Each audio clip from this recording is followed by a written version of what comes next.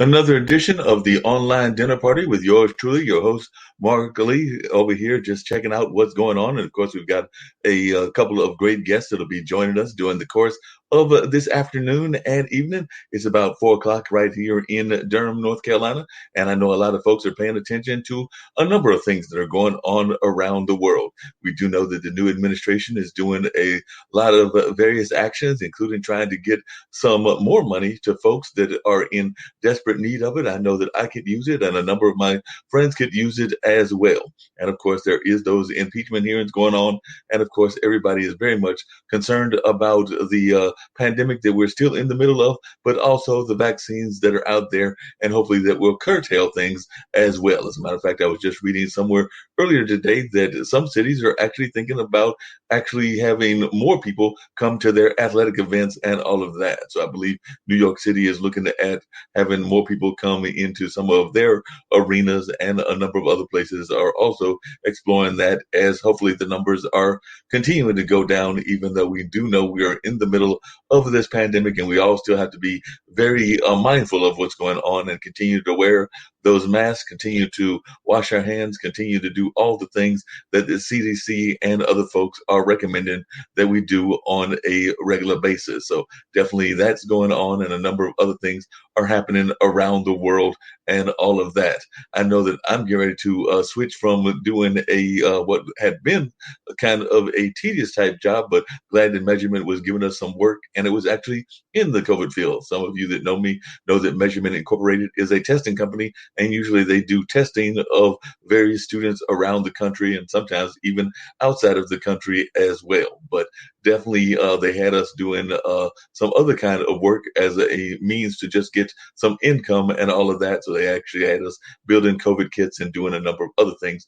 But for me, that assignment will be ending on Friday, and we'll go back into the more traditional testing field, and we'll actually be doing it from the home front. And I'm always glad when I can do the work from the home front, because that actually makes it convenient to do some of the other things that I enjoy doing as well, such as this podcast and a number of other podcasts that I am involved with also. So definitely that's what's going on in this part of the world, and a number of other things are happening also. We do know that a lot of people were paying attention to the Super Bowl and trying to see how that worked out in their favor or not in their favor.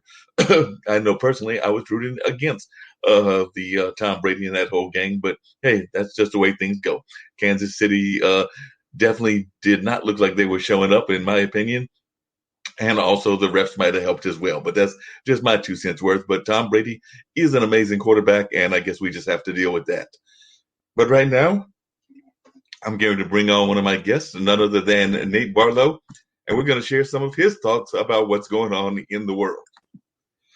Good afternoon. How you doing, Nate? I know it's evening for you almost, but it's afternoon for me here in LA. So yes, it's over there in LA. It's like 1 o'clock. So yes, about a little bit after 4 here, but it's 1 o'clock where you are. And you've been actually involved in acting for a number of years and doing some great acting work. I was actually checking out some of your resume and some of the things that you're even currently working on. And we always hear those stories about folks that move from small towns to go either to New York or LA. And it seems to me that you had that story as well, but you were coming from someplace all the way on the other side of the world, coming from Africa and all of that. So share a little bit about that background and what you're doing now, because I know a number of our folks are definitely interested in the kind of guests that we bring on a regular basis. And the international broadcast media actually has some shows out of various parts of the world, including 2 that I'm aware of that are out of the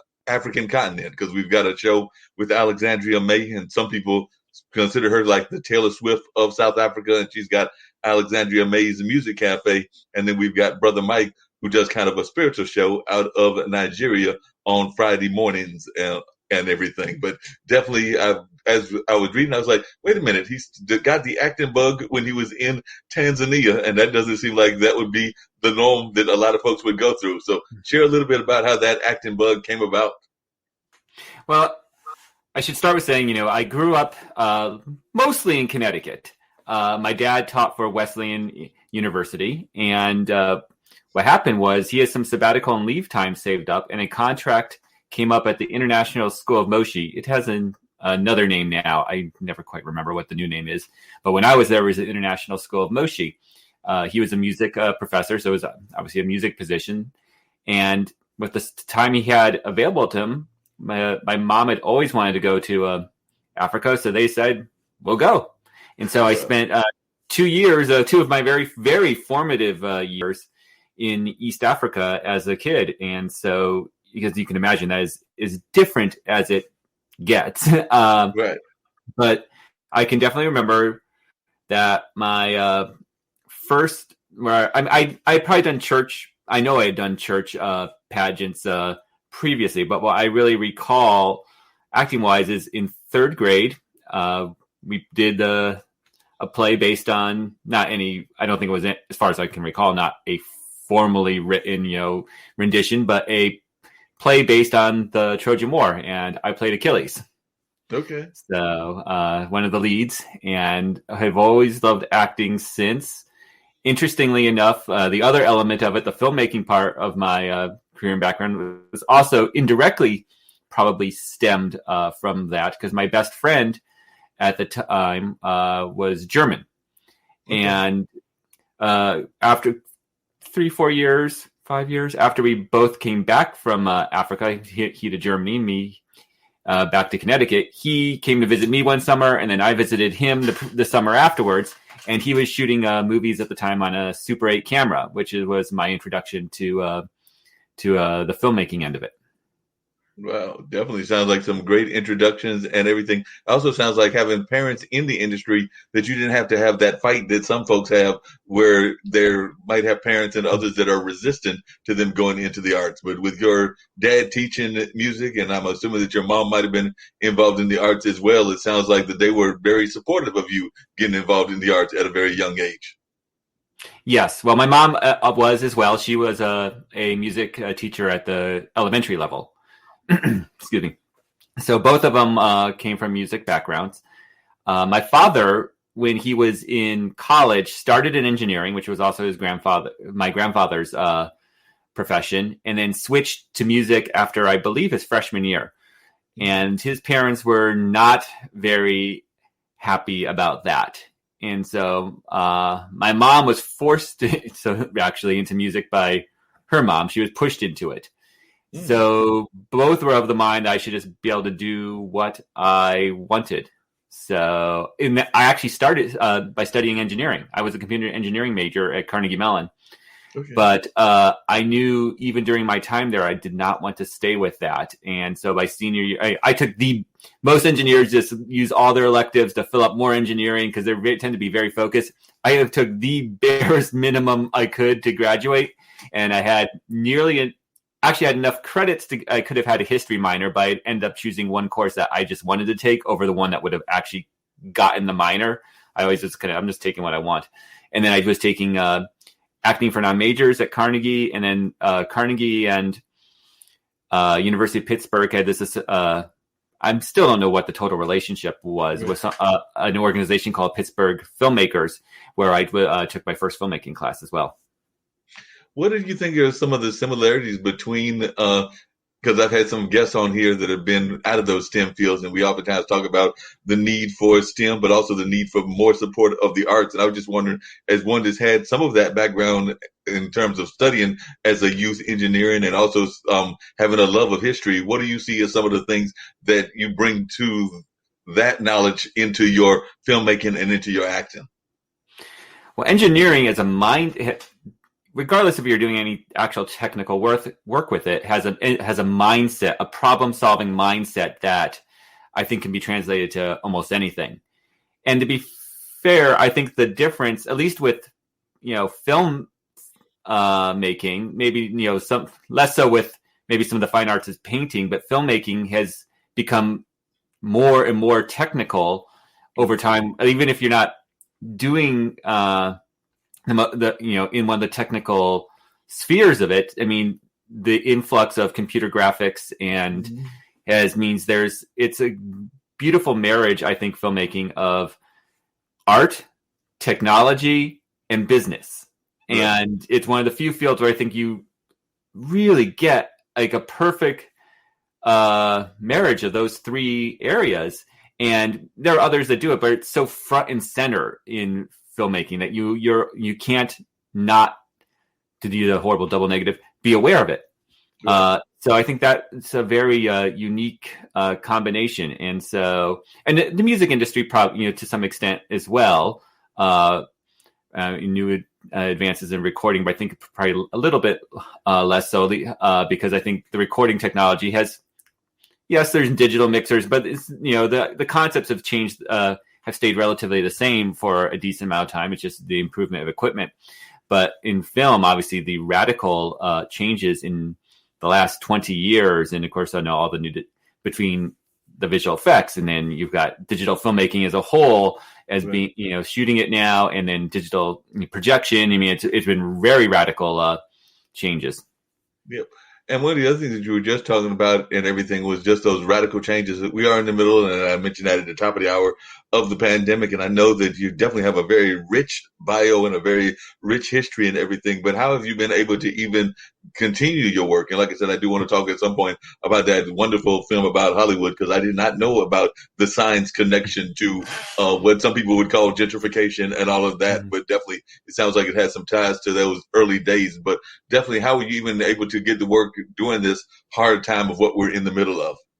Well, I've been very fortunate. In fact, my family has been very fortunate overall. Me personally, I was, I had two projects. That whole Hollywood sign short was, say it's imposed is really almost a misnomer, because it was completely computer rendered. So it was all in the machine in the first place. So it wasn't having to go shoot anything and be out in the public. And I've actually was working on it for quite some time. I literally actually had to taught myself After Effects on the fly to do it. My other major project is I've been co-producing a documentary on the craft of Scotch whiskey. Fortunately, that when the pandemic hit, we were in post-production, and once again, already in the machines.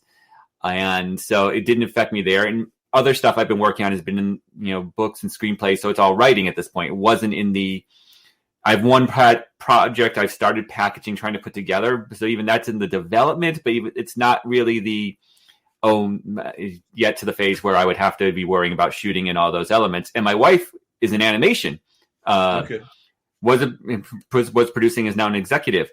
So animation these days being all on the computer meant she didn't miss a step either. So we've been very, very fortunate that our pieces where we were either on our projects or our sides of the industry were areas that we could continue during this time, while obviously for a long period physical production was shut down entirely.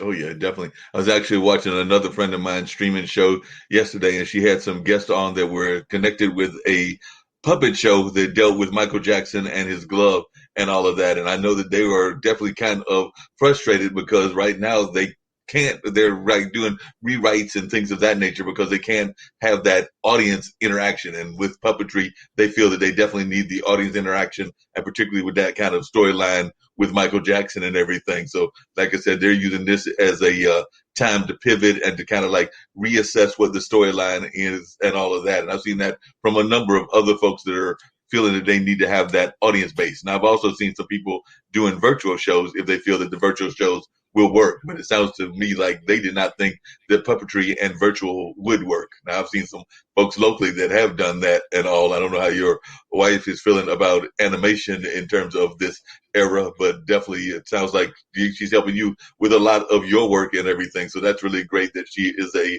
proud supporter of yours and everything. Could you tell our audience a little bit about that Hollywood sign, the movie? And I do want to hear about the Scotch whiskey one as well, because I just had a guest on last week that was involved, well, actually 2 days ago, that was involved in the bourbon field. He's actually creating a bourbon that'll be named after our local high school called Old Hillside Bourbon out of Lexington, Kentucky. And Hillside is one of our African-American schools, high school. Well, yeah, it's still high school, but definitely he's creating a bourbon based on that heritage as well as the Kentucky heritage. But I'd love to hear first about the Hollywood sign movie and then maybe get into the one about whiskey as well. First of all, let me say that sounds exciting with the bourbon, and I will have to look for that. But yes, the sign short. When I think pretty much everyone when they come to Los Angeles is either to visit or when they move here, the sign is a landmark, like any other landmark, you check it out. Obviously, I saw it once and then basically, okay, there I saw it, big deal. Until it happened to be, I think it may have been for a shoot, but for whatever reason, I was up in the Hollywood land development for which the sign had originally been built as a billboard.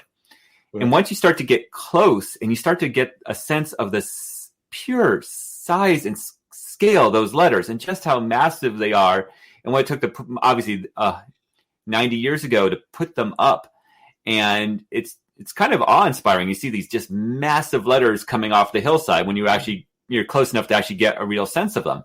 And so I just, all of a sudden I had a fascination with the sign. And, at first, like many things like that, I just, I get interested. I'll read the history and cool, I learn more, and that's about it. But it just became, when I started to read just what had happened to the sign and how much more to it than what most people realize is the case. And I just became fascinated, and it just suddenly hit me the parallels of the sign's experience with the parallels in the history of the town, and I had this idea like, let's layer that with the advances in Hollywood technology of basically recreating everything from sepia tone to starting in the silence there is music in the silent part of the section, but it's very much of the organ style that would have been played inside the theater at the time.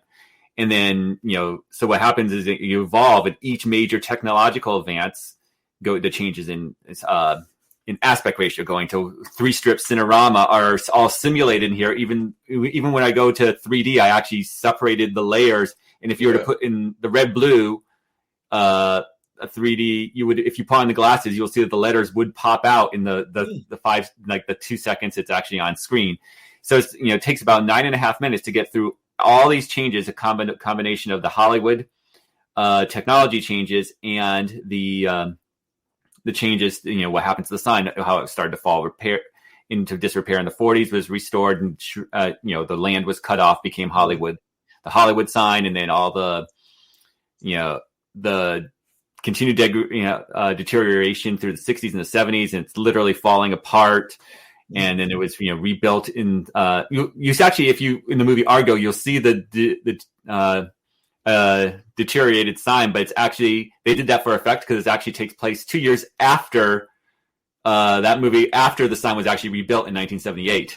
Wow. So it's like they kind of cheated that for effect as a symbolism, but it's actually 1978 was rebuilt, and then there's tons of the history of there was always in the 60s, 70s graffiti, but there was more graffiti in the 80s, but also that's when the sign pranks began. People covering up the letters, or pranks. The first one was in mid 70s with the Holly Weed, but the majority of them were the 80s and the pranks until they started putting in new security systems around the sign and cameras. Just a couple weeks ago there was something about somebody trying to do a prank and then getting caught. So that one's not in the film because I was done by then. I couldn't really go back and re-render. So it's got everything up to that one as much as I could research. There might be things I could not find, but I researched. I have a treasure trove of hundreds of photographs of the sign across the years that I then recreated to make this as authentic as possible. And what are some of the things that? One is the sign in a good state right now, because like you said, it definitely got some redo in 78, but we're now in 2021, so that's still several years away and everything. So from what you're seeing, is the sign in good shape now, or does it need more work? And is there folks that are doing efforts to even improve the sign as it is? Because it is such an iconic figure of LA and Hollywood. Well, now it's, well taken care of. People, it's got these, it's got money behind it. People, the symbolism means a lot. There's the Hollywood Sign Association, so they're always doing stuff. It gets repainted every few years. Most recently, I think it was 2012, and that was a big one. They didn't just repaint, but they totally stripped everything down, so you could go and watch. have not just shots where, I was researching history and taking, downloading photos to replicate, but pictures I took myself of the letter stripped down in these various, because I was just, curious about the thing. It was even before I was really working on this, down to the green and gray and the metal and the primer. So they do that all the time now. And of course there's also security, so people just don't get in there to deface it anymore. And we knew it was redone in 78. It was, completely redone. It was originally put up with, old school telephone poles, the wood, braces, bracketing. It was actually, it's amazing. It really stood as well as it did, considering how it was built, because it was meant to be temporary. It was meant to be a billboard. And now it's got these massive steel girders going deep into the ground. Everything's, really well built. So there's none of the, there's no problems anymore. Well, that's good to know that there's no problems anymore. What were some of the things as you were doing your research that surprised you about, one, the Hollywood sign, and then also just living out there in LA and being part of the acting community? What are some of the things that have surprised you about that entire environment, just in terms of being involved in it? Well, about the sign, I was just always amazed by how much deterioration, because went down through the years, and so much like the film industry itself, which it was kind of viewed as expendable at the time. Think of how much of the silent films are lost, partly because, for various reasons, somewhat because if they were old and it was silver nitrate and it burned it up, and partly because, release is done, throw them out. It wasn't, there was no, how much of the props and all that sudden, there was no value put on it initially. And the same with the sign, to be honest. So then, as people start to realize over the years that there's, something here, and there, people start to take care of it more. And I think that's another way. It's a way that I couldn't really represent in the film about, the lost history of silent films there, but it is another parallel. It's this whole sense of new value put on something that was lost or fading, and before people just woke up and said, hey, there's something, this means more than it did, or at least we thought it did. And so people, and of course the sign, obviously film was always an commercial art form, but the sign, of course, was initially a billboard. It, meaning transformed over time. It was a transformative experience. Probably, first, many people say first experienced, and this could be people throwing it back, but when Peg Entwistle jumped from the H to her suicide. So it's whether she really saw symbolism in that, or it was just a convenient place to jump. Right. Who knows? We can't read her mind. But in retrospect, that's looked at like the first moment of symbolism, whether we're assigning that or she did, and we'll never know. Right. Yeah, true. We'll never know what her thoughts were and all of that. And you're right. There's so many times that we don't think about the history of various things that are going on in our society. I know I've got a good friend of mine who passed away several years back, but he was involved in a lot of our local videography and local photography and things of that nature. And his kids actually have the old video and the old film. And I know a number of folks, including some friends of mine, that have been trying to get them either to document it, to archive it, or to keep it in some kind of way. But right now it's sitting, as far as we know, in their attic or in their basement. And like you just said, if that's the case, it could eventually be destroyed if it isn't already destroyed. And they had a lot of rich history, and I'm afraid that those kind of things have happened around the globe. So I'm always glad when I see people that are trying to either use their medium, like you are with film, or use their activism activities to try to preserve some of these historical elements that we need to know more about. Because I oftentimes find that too often we let these things slide by in history, and we don't do enough of maintaining them. At least that's my thoughts. I was wondering, would you agree with that? Oh, absolutely. I mean, absolutely. Some of it's because obviously at the time people just don't realize that this thing could have historical value, and that's understandable. It's what it is in the moment, and meanings transform. It's the matter of, once we start to realize that, what can we do to preserve and save? Because let's face it, how much stuff is made these days, which is literally just, I see it with my kids, and gift bags at birthday parties back when they could go to birthday parties, and all this just trash, all this plastic trash. Forget, and then there's the horrible stuff, how terrible this crap is for the environment and all that on top of it. But, these are things which will never have real value or meaning. But, Right. Even the things that do are stuff that you don't realize you don't realize it at the time. I mean, it's one thing if it's made out of a precious metal, or it's obviously it's a painting, it's a beautiful piece of art. Obviously there's something intrinsic at the very beginning, but a lot of the historic stuff, not until it becomes history that we realize. And then the best we can do is fight to preserve what's there, even if we couldn't have, there was no reason to think that prior. Yeah, that's very true. One of the other things we talked about on this show and everything, and the founders of this network, Kim Calhoun and Nick Palbado, are always talking about the fact that they sometimes think that our education system is lost in the 18th century and not doing enough of 21st century development. And they have actually used as part of their argument that we don't do enough teaching of the arts, teaching of even filmmaking, teaching of a number of other things. And of course, they're big proponents of fiscal literacy and all of that. So I was just wondering, as one that is involved in the arts, do you think that our school systems and our society in general is doing enough to actually support the artistic community? I would say not. And I remember my mother was a elementary school music teacher. I mean, I recall growing up, and even when she was still teaching there in my earlier in my adult years, they have a very decent, I would say, very strong music program. Like everyone had to class each day. I know my girls, it's maybe once a week, and it's much more limited if we have to find outside funding for it. And I know it's at least on the elementary level. I know obviously once you start getting to middle school and high school, there's a lot more of, there's school plays and there's, band. I live in Burbank. So, the choir that Glee is based on is what will eventually be, my girls' high school if we stay here. So obviously as it gets on, but the elementary level, it's very sorely lacking these days. And I understand, and I think some of that's something like film is obviously a bit more difficult, and there's a lot more materials and technology involved, though it's far more feasible would it be to include something like that now than it used to when it actually we're shooting on film. Right. But video technology would make it a lot more feasible now.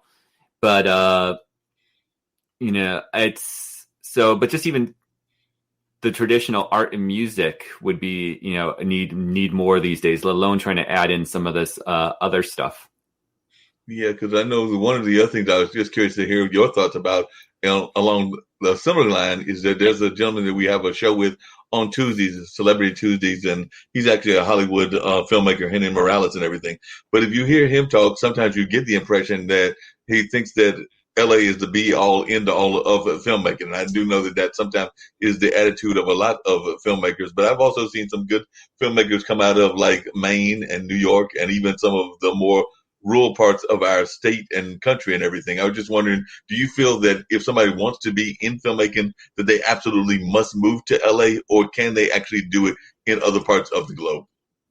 I think you can do it anywhere, especially these days. Again, I think, video technology has always had the ability to be democratizing. And so you could do stuff now away from here much easier than you could. Is it still, LA a great center to be in? Absolutely, because you've got so much concentrated here that your opportunities are going to be greater just by the sheer volume. I mean, that's just mathematics. But can you do it anywhere? Can you, if you're focusing and you're trying to put together your own film and you're directing it and you're not hoping to have like the big budget and bring all these stars in, yes, you can. Are you trying to find below the line crew jobs anywhere? Or as part, whether that's your end goal or whether that's a part of your path, then obviously just because of the lack of opportunities, there isn't as much production, you're going to have a harder time finding those jobs to get you there. But if you're putting together your own film and you're not, stressed about having mountains of money and getting big name actors, you can do anything anywhere. And even if you do have access to that, even better, because they'll come, people will come shoot anywhere. You can direct and produce your own stuff anywhere. I think the big thing is, trying to find, as long as you've got the money to do so. I think the problem, and obviously there are many hubs now, I know North Carolina has some, obviously New York, there's no question. And there's the international hubs. It's, it's just having access to, if it's going to be, that's what you're doing on the path in day jobs. I think it's just having access to work. And that's, here, there's still just more of it than anywhere else. And that's, there's just more opportunities, but yeah, anywhere can go. And that's one of the most beautiful things about, the technology is that, now you're, oh, great. It's not like I have to ship my film where to get it processed and buy my film from there. And all these other elements are no longer great. Anyone's got a camera now, you can shoot high quality video on your iPhone. I mean, you can, everyone's got non-linear editing. So many of those other barriers have been stripped away that I think more so than ever, it's an anywhere proposition. And speaking of barriers, I know a lot of times folks, when they go out to LA and they go out to, I would even argue New York and to some degree Miami, they oftentimes feel that they have to get that quote unquote day job in order to survive, whether that's being a teacher, whether that's being a waiter, waitress, whether that's a number of other things. And then sometimes you also hear the opposite complaint, which is that then slows down the development of getting the career going. So do you think that storyline is still so prominent out there in LA that so many people do come out there that they wind up working those waitress jobs, those and I'm not knocking them because definitely it even happens here in North Carolina, those gig jobs like Uber and Lyft and Grubhub and a number of others out there like that, in order to maintain and keep the money going until they get their quote unquote big break? Absolutely. I mean, it's tough. When I moved out, I had some money saved up, so I had some flexibility to begin with, and so I just jumped in crewing on student films for free to build experience and build connections. So I was able to do that for a while, and then I was able to start getting some crew jobs paying, and so I was able to do that. But if you can't, get into some crew positions first, you do kind of have to start finding those other ways, and some actors have no interest in behind the camera, so that's not what they want to do. And it's also really unless you're doing directing, or it's very difficult to maintain the crew position and be able to go to an audition and all that stuff. It's just too, you can be developing your own project as a writer or director as an actor, but trying to crew and do that is doubly challenging, because once those long days, I mean, you 12-hour days, you just can't, and you can't just go off for an audition. I mean, the beauty of the server jobs, and I did them for a while too, when I was more focused on acting then, and I wanted to step away from those crew positions, is that they're relatively flexible to get the auditions, because you do have to be able to go things on short notice, and specifically positions for, acting, and you need something to maintain you that has that, flexibility component to it. Other things you maybe want to direct. And so if you're working on set in other crew positions and producing, and it's less about, yes, you're looking for a big break, but the positions inside the industry are more conducive to that. So you can get those kind of jobs on the wall. I think for acting, it's difficult because of the need to be able to audition at short notice. Yeah, that makes a lot of sense. When you moved out to LA, and when you moved out into that general area from Connecticut, and also from the African experience that you had with your parents and everything, and you've been out there for a number of years, married and have your own kids and everything, but definitely, what are some of the things that shocked you, or that were something that you were not expecting from the LA experience? Like I said, a lot of folks are listening from around the globe, and they might have their preconceived notions about what LA is and what LA is like, and what even the film industry is like. So what were some of the things that kind of like you had to reassess, or that you had to change your mind about when you got out there? For me, very, very little. When I was working on Long Island before I moved out here. I had an engineering job from my degree. I did work it for a while. That's why I had the money saved up when I first came out. I worked it for about 15 months before moving. So for me, I grew up in, outside of those years in Africa, I grew up in the Northeast. So my conception of cities is vertical, not spread out like Los Angeles. Right. But, I lived in Africa. I've traveled other places. I'm used to the variety anywhere and everywhere. So for me, it was just one more different place. It didn't really strike me. And I did have, the whole point of the Long Island story was that I'd come out here for a business trip there for a week before, several months before I moved out. And so the few connections I had, very tenuous, but I was exploring and meeting a few people. And, I already had a little bit of sense of the city, but before I actually moved out for the big move. But, I'm used to variety. I'm used to total upheaval, change. And so that none of that stuff really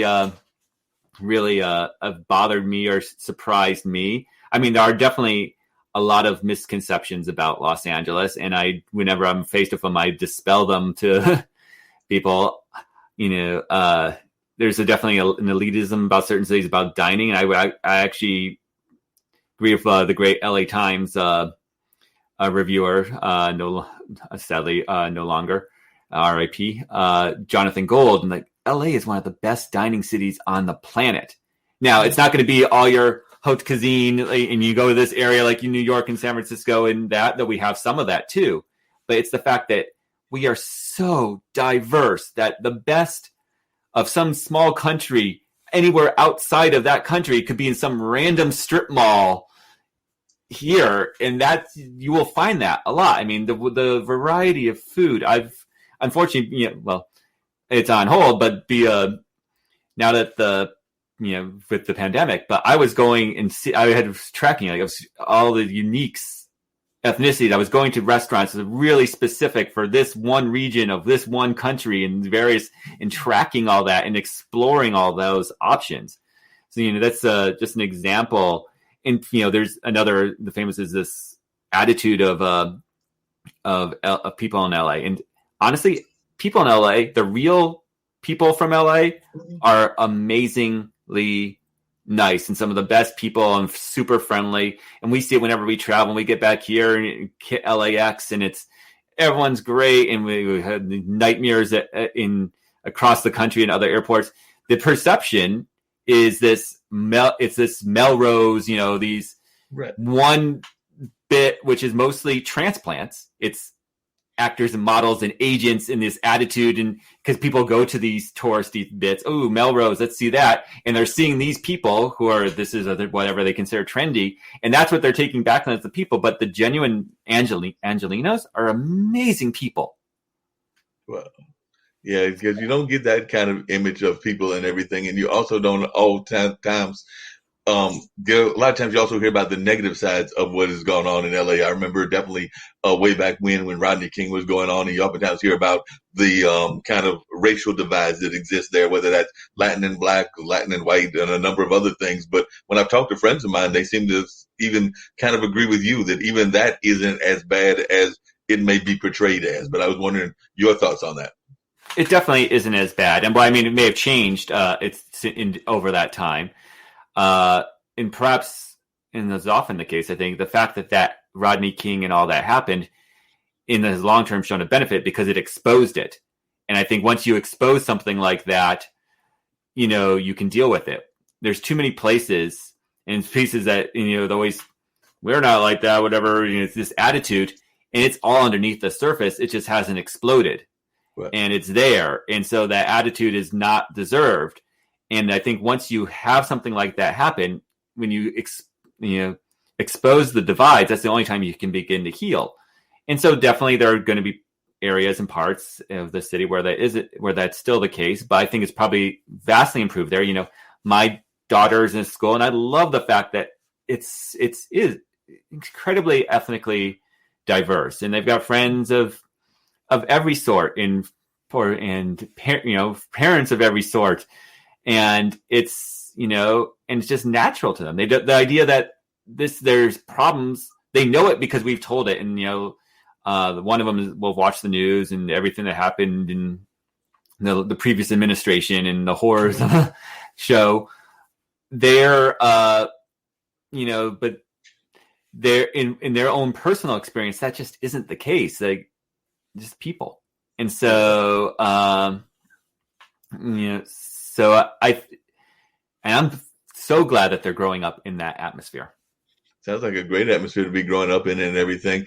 One of the Not things that they can see their friends anymore, but right. No, I do what you meant. One of the things that we've also talked about on this platform and everything is, and I'd love to hear your thoughts about this as one that lives out there, but as also one that has traveled the world, is the concept of an artist as activists, and whether that's something that artists should even be concerned about doing, whether they should be using their platforms, be that film, be that music, be that whatever, in order to be activists, or if that's something that you think should not be the role of the artist. I was just wondering your thoughts as to whether an artist should even use their platform to be activists.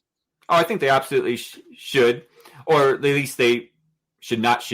If some people may not want to use their platform, but might do tons of behind the scenes or in other ways, and not be front and center with it, and that's fine too. It's not that they should, but is it a proper use if they want it to be? Absolutely. And it's great when someone who's a noted artist, because they're just their own notoriety can obviously show can lend itself to the cause.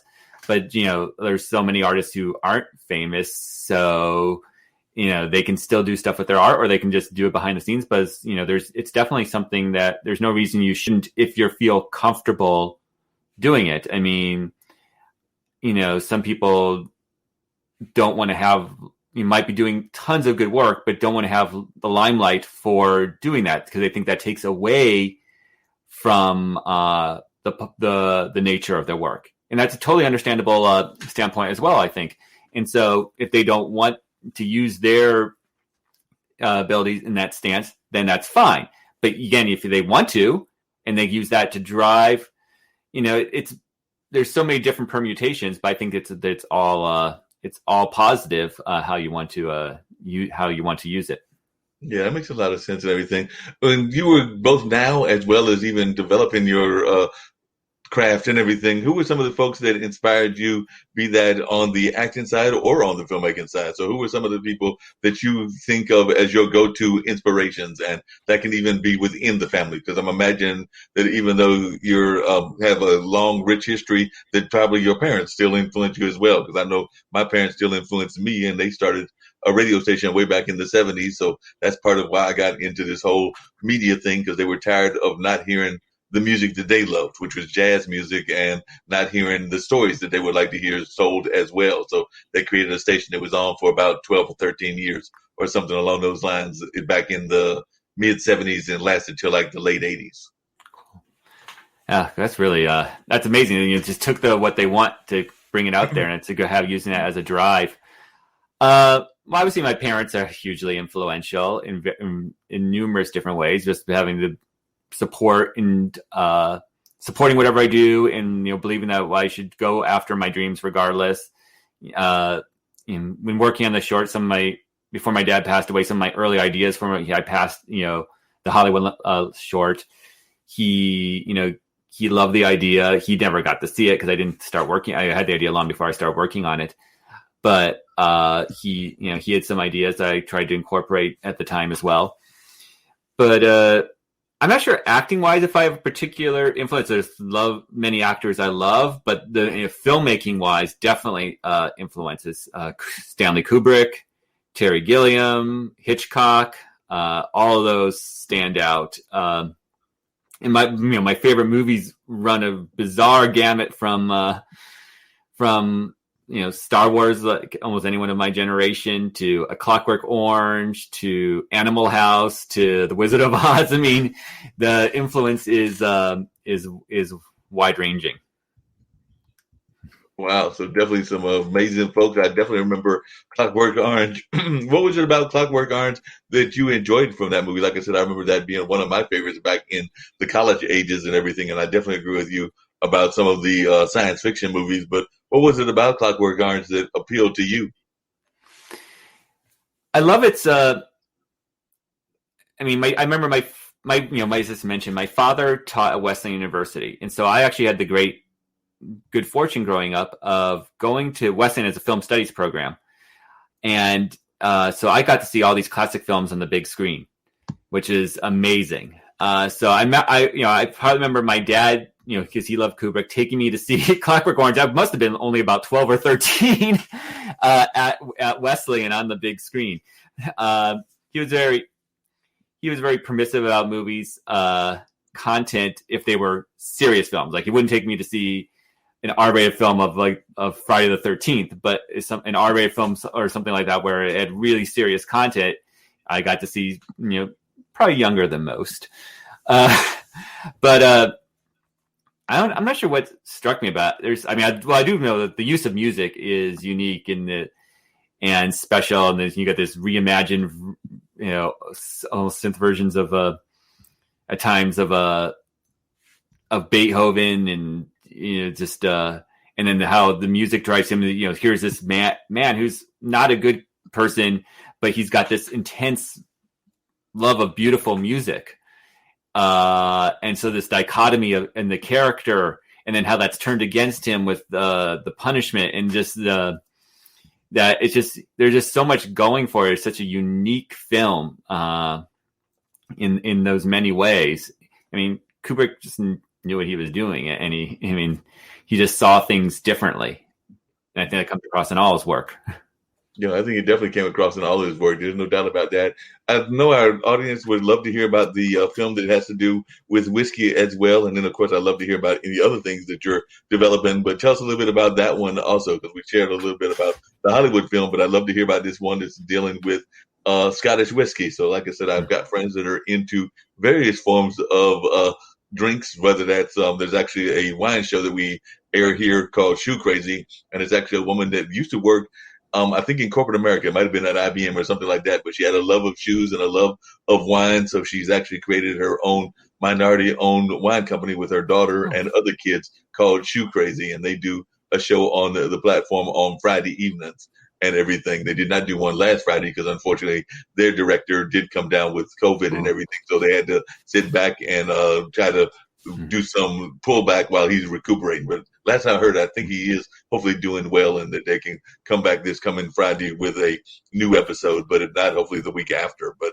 definitely that's going on. And then I know that there are some other liquor companies around here. Like I mentioned, the one Old Hillside. Then there's one called Southern Wicked Lemonade, which T. Naomi Lucas has, which is a kind of one in the liquor family. And then, of course, everybody knows Harlem Brewing up in New York, but they have some local chapters and local contacts here in North Carolina as well. But I was just wondering if you could share with us a little bit about the whiskey movie. Absolutely. So the film is entitled The Water of Life, and the idea stemmed 3-4 years ago. The director is one of my good friends. We started working. We came out to LA at about the same time, met on some of our early films. So I've known him almost my entire time out here. Had the idea while he was in Scotland for a trip with his wife for their anniversary. And it really delves into not so much the liquid itself, which is frequently covered, but into the craft, into the distillers.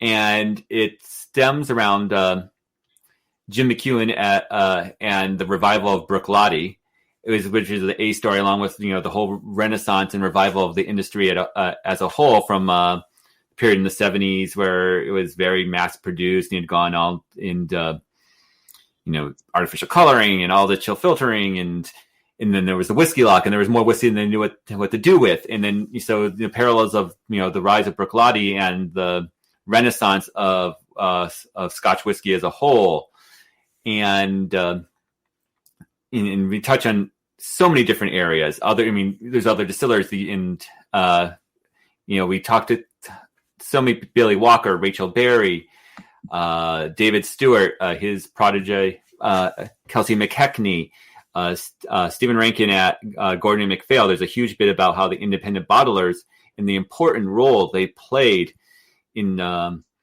both when for how many years whiskey was 99% blends, and now we think of it as the single malt. This is all about the single malts, but it was dominated by blends. Except there was Glenfiddich, Macallan, and then there was these the independent bottlers like Gordon and MacPhail were really the source of where all these unique whiskeys could be found during that time, and how that then fueled the industry afterwards. So it touches on all these elements and the growth to the industry as it is today. And it was shot over several trips, including the director even ended up in Australia for as well as Scotland and in Ireland. So it was shot around the world as we follow these people and some of their ventures, new ventures. Marc Rainier, who's one also at Bruichladdich, now is Waterford, where he's taken the terroir concept that he believes affects whiskey just as much as it does the wine world, and doing these individual bottlings based on single farms, and you can taste the difference from one farm to the next. I've had several of the Waterfords, and Jim has got Arnaho and in Isla, and then he was working with Eddie Brooks at Byron Bay in Australia on their new. So he's all over the world, and we follow these paths about these distillers and these exciting people and the innovative people who have completely changed the business. And so we've worked on it for quite some time, and then just this past month we had last year we were going to go to film festivals, and we had just gotten our first acceptance, and within a week the festival's canceled for the pandemic and everything shut down. We were going to go have a screening in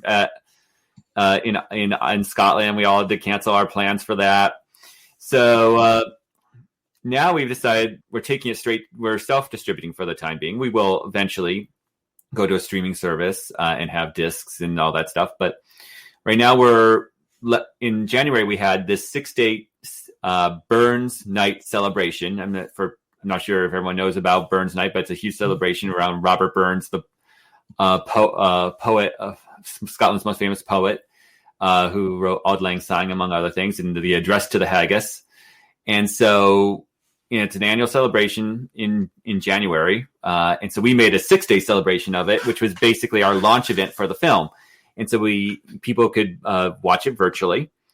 And then each day we had a Q&A session with some of the cast, some of these legendary distillers. And then one bonus one we threw at the end with us, which we would have been surprised if only a few people came on for us, but actually they only came on for us is for the distillers, which was very nice.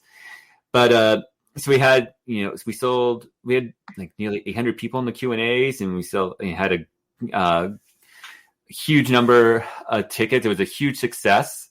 And now what we're doing is we're going to individual whiskey clubs and festivals and arranging for private screenings in these various venues. Obviously right now most of them are going to be virtual. But and so we're taking it to the people like that, and we just now start our. Some are very private, it's inside this private whiskey club. But we're going to continue to have our own public ones too, and we just actually announced our second public event just a few days ago.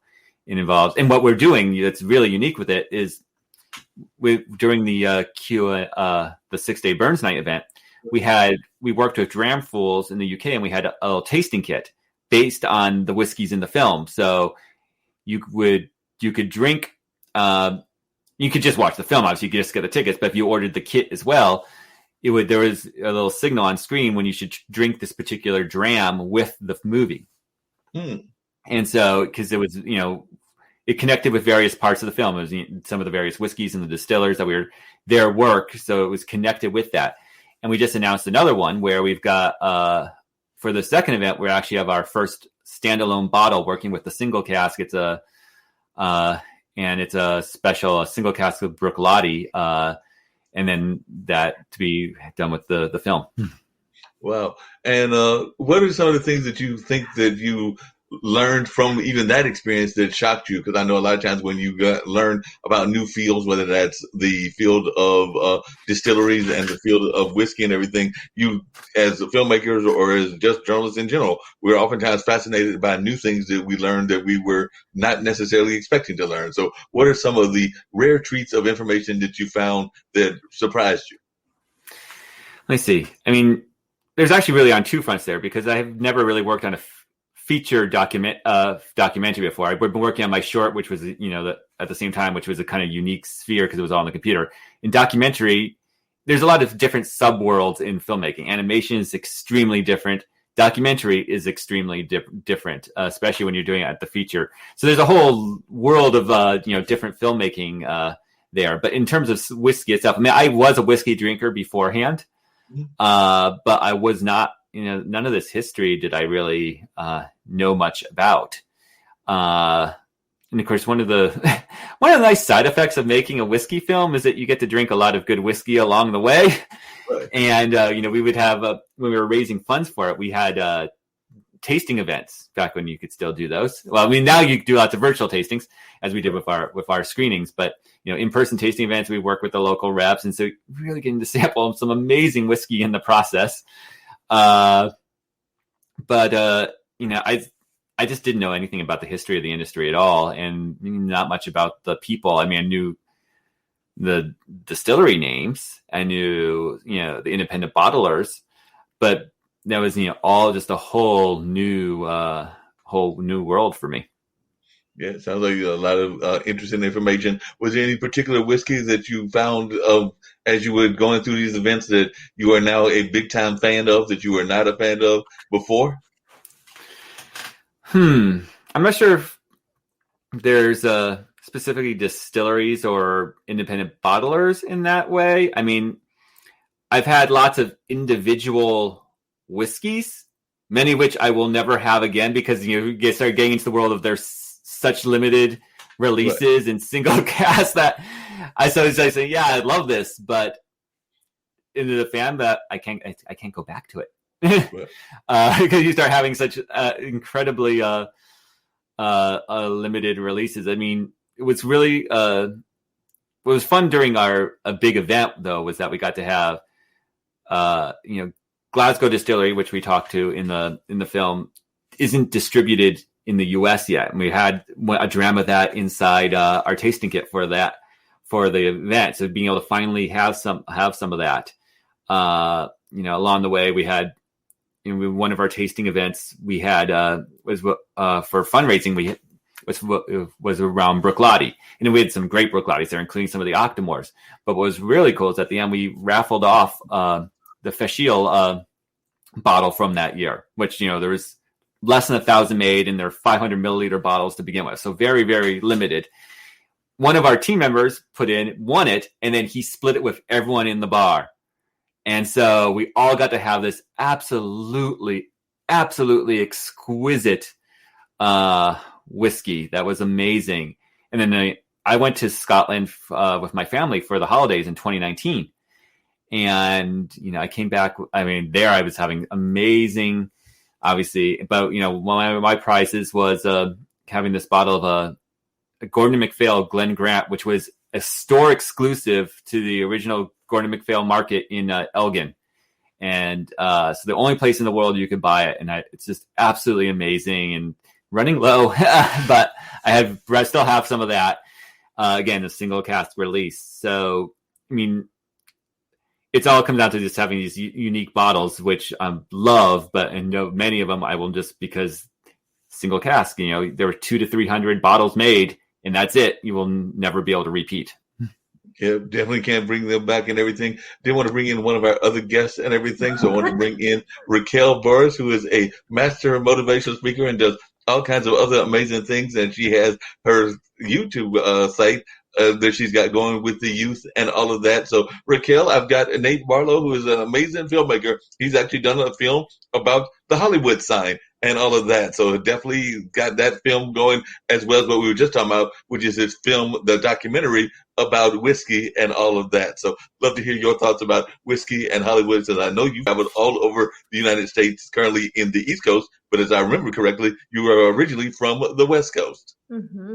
Yeah, when I saw LA, so I went to UCLA. Nate and my brother and his partner lived in Koreatown for years. So just driving down, you get to see the Hollywood sign. And so, yeah, just being that I lived in LA for a good 5 years and being kind of part of that whole scene, I'm not a whiskey drinker, though. I'm a tequila drinker. But yeah, so no, that's cool. Where in LA are you exactly?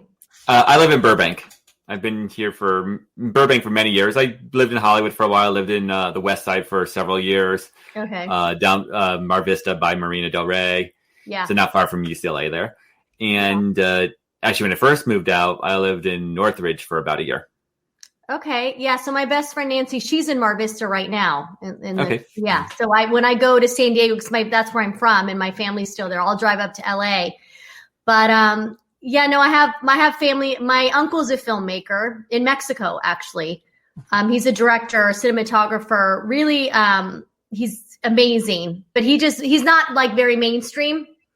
Yeah. He's more documentary style, which I love. But so yeah, and I have good friends that are in the industry too. So I love it. I'm a big fan of documentaries and just like indie films and, everything. So I jump around. What you're doing. I jump around. Some of my stuff, some of the things will be very mainstream. And then lately I've been in the documentary land, and I like jumping between, especially now that I've been in documentaries more.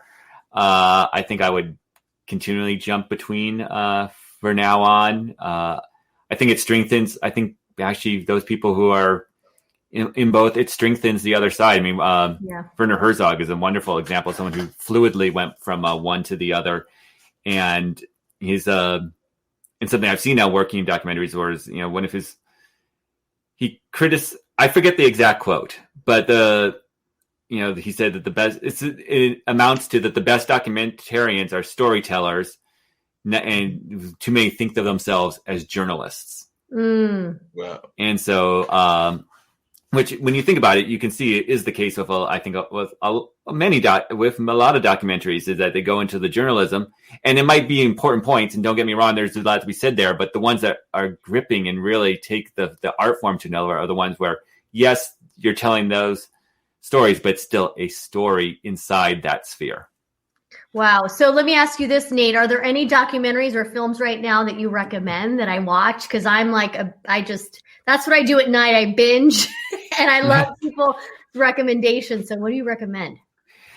Ooh, I haven't watched that much lately because I've just been so busy on working on the two films. And then, now with everything being on Zoom and your meetings and your screens today, and I've just been reading a lot. Okay. I did watch, what was the one I really enjoyed? I'm forgetting what it's entitled now. It was on Netflix or Amazon Prime, but it was about the wine scandal, the forgery scandal. Okay, I'm going to have to write that down. Take notes. About a wine scandal. We'll have to look that up and see what a documentary has got a wine scandal. Is it about the grapes that are actually, they were cheaper grapes, and they were basically saying that they were coming from like some, exclusive vineyard or winery? Is that what it was like? It wasn't the grapes, but basically he was rebottling cheaper wines and reblending the wines and putting them in higher end bottles, and even forging sometimes the labels and stuff of the higher end bottles. Yeah, I'm gonna have to look that up because I'm a wine drinker too, and I love that type of stuff. It's like so interesting to me. Okay, so I'm gonna put that down. There's some I want to see, and my wife and I want to think about that the kids would enjoy it if we can convince the kids to watch it. And so we haven't been watching it ourselves yet because we want to get the kids to watch them with us, but we haven't quite gotten there with getting them to watch it. There's I can't think of any of the names right now. The one about there's the mushrooms, and there's one about Tiny Little Farm, and just these interesting things. We've been watching some docu-series. They have really good docu-series. Yeah, that actually brings up an interesting thing. One of the things that I think, and she's actually, as far as I know, but she can correct me if I'm wrong, she's got off the ground and everything, is Raquel has actually been trying to get more of our youth to actually have their voices heard through some things that she's doing on YouTube and everything of that nature. So definitely that's a great project that she's got going on. And is that already launched? And the thing I was getting ready to ask Nate in reference to that is, how old are your kids? Because Raquel may want to talk to your kids, because that's part of what she does on her YouTube channel. Is she's trying to give a chance for the youth to both highlight some of the things that they have done positively as youth, but also to hear their voices. Because too often we hear the voices of adults and we don't hear the voices of kids. At least that's the way I'm framing it and everything. Is that correct, Raquel? Yes, it's correct. So it's called Rock the Boat, RAQ the Boat, and it's creating waves through candid conversations with our youth. So I'm literally just having just a conversation with kids about anything and everything. I don't come at it with any questions. Some of these kids have no clue who I am until the Zoom pops up, and then I start hitting record. And I'm just having, just a very fluid conversation. And a lot of them have started YouTube channels. So now I'm getting kids that want to get on my channel to kind of promote their channel. And a lot of them are artists. Nate, I can't tell you how many of these kids, the majority, I want to say maybe almost like 80% of them are in the arts. Like one girl, she does clay figures. I just commissioned her to do a boat. I just had another girl who's actually several girls and boys that are artists that love to draw. And some of them are commissioning paintings. So I'm showcasing them. But yeah, I just feel that our kids need to feel, empowered and feel like we're hearing them and actually listening to what they have to say. And I'm loving it. So how old are your kids? My girls are 8 and 11. Oh, perfect. The 8-year-old is an actress. She's followed right. She's, her first booking, was in the South Park season 20 promo. No way. But you can see 19 seconds of it, and then it becomes South Park, and you can't see any of it. But her grandparents were in Times Square, and all of a sudden they see her on the giant screen above. That's incredible. So she followed into the family business quite early. And my older one shuns any kind of limelight in any way, but she has a YouTube channel about her American Girl dolls, and the majority of it right now is has started doing stop motion animation with them. Wow! Because her mom, your wife, is an animator, right? Mm-hmm. My wife is a producer, and now she's a vice president of production at animation production at Paramount. Nice. Well, yeah, I mean, we'll have to connect, but if the younger one wants to get on, I would absolutely love it. Like, I'm having so much fun with it. And these kids, I'm actually having multiple conversations with them because they're loving having the basic talk, and then they come back on and keep talking even further more. And I'm building like relationships with these kids too, which is fantastic. But yeah. The younger one loves to talk. And she never met a camera. She never met a camera that she didn't want to be in front of. I mean, while the older one will, even though she wants her channel to do well, she shuns that stuff in every which way. Isn't that interesting? What are some of the lessons, Nate, that you have given your kids as they are both gone into the field? Like I said, it sounds like one of them is definitely going more into your field of being an actor, and who knows, maybe eventually a director and everything. And the other one seems like they're going more toward your wife's field of being involved in animation. But what advice have both you and your wife given to the kids as they are at a very young age starting their careers? Well, the older one is is self-taught, doing her own thing. She's not great at taking input, so unless she really specifically asks for it, and then she's very sensitive. The younger one, it's good that I have my background because acting can be a very rough world, and I know what to look for when it's a scam, when it's whatever, and so of course I can. Help with her on her auditions, know how to go through lines, reading. Both, my wife studied acting in college and writing in grad school. So both of us know how to work with her on her sides and her auditions, especially now that we're doing any auditions self-taped anyway right now. So I can work with her in that way, but really I just know what to look for and what not to look for and what sounds suspicious. I mean, she fortunately has, she's not submitted to anything that's iffy because she has an agent. They're dealing with legit productions, but, just when doing that research and having just my experience to look over. So really it's just in teaching her, okay, you can read this now, but think about what you want, it's just think about the scene, how you would attack that. here, I think you're pushing that. You're trying to sound it versus being it. You're acting, not being. So it's, just having that, which is really coming from the director and an actor side on that bit. So it's having that ability. Well, it sounds like both of you. It sounds like both of you are giving her great advice in the sense of you, as we're hearing the conversation, probably would have been considered a child star, and definitely your kids are child stars as well. But you had strong parents, their grandparents, that were giving you solid advice, and therefore it doesn't sound like you fell into the trap of the child star, and neither will they, because they've got solid people behind them. Whereas we know too often the trap happens when they don't have the people behind them or don't have the support behind them. At least that's been my assessment of what's happened in a number of cases. And we can name several famous cases where they went way off the deep end and everything. Well, yes. I mean, there was no chance of me being a child star, because while I loved acting as a kid, it was school plays and stuff. I was never in it professionally. But with her, yeah, we would definitely, control things in that way. And, we want her to still have a normal life.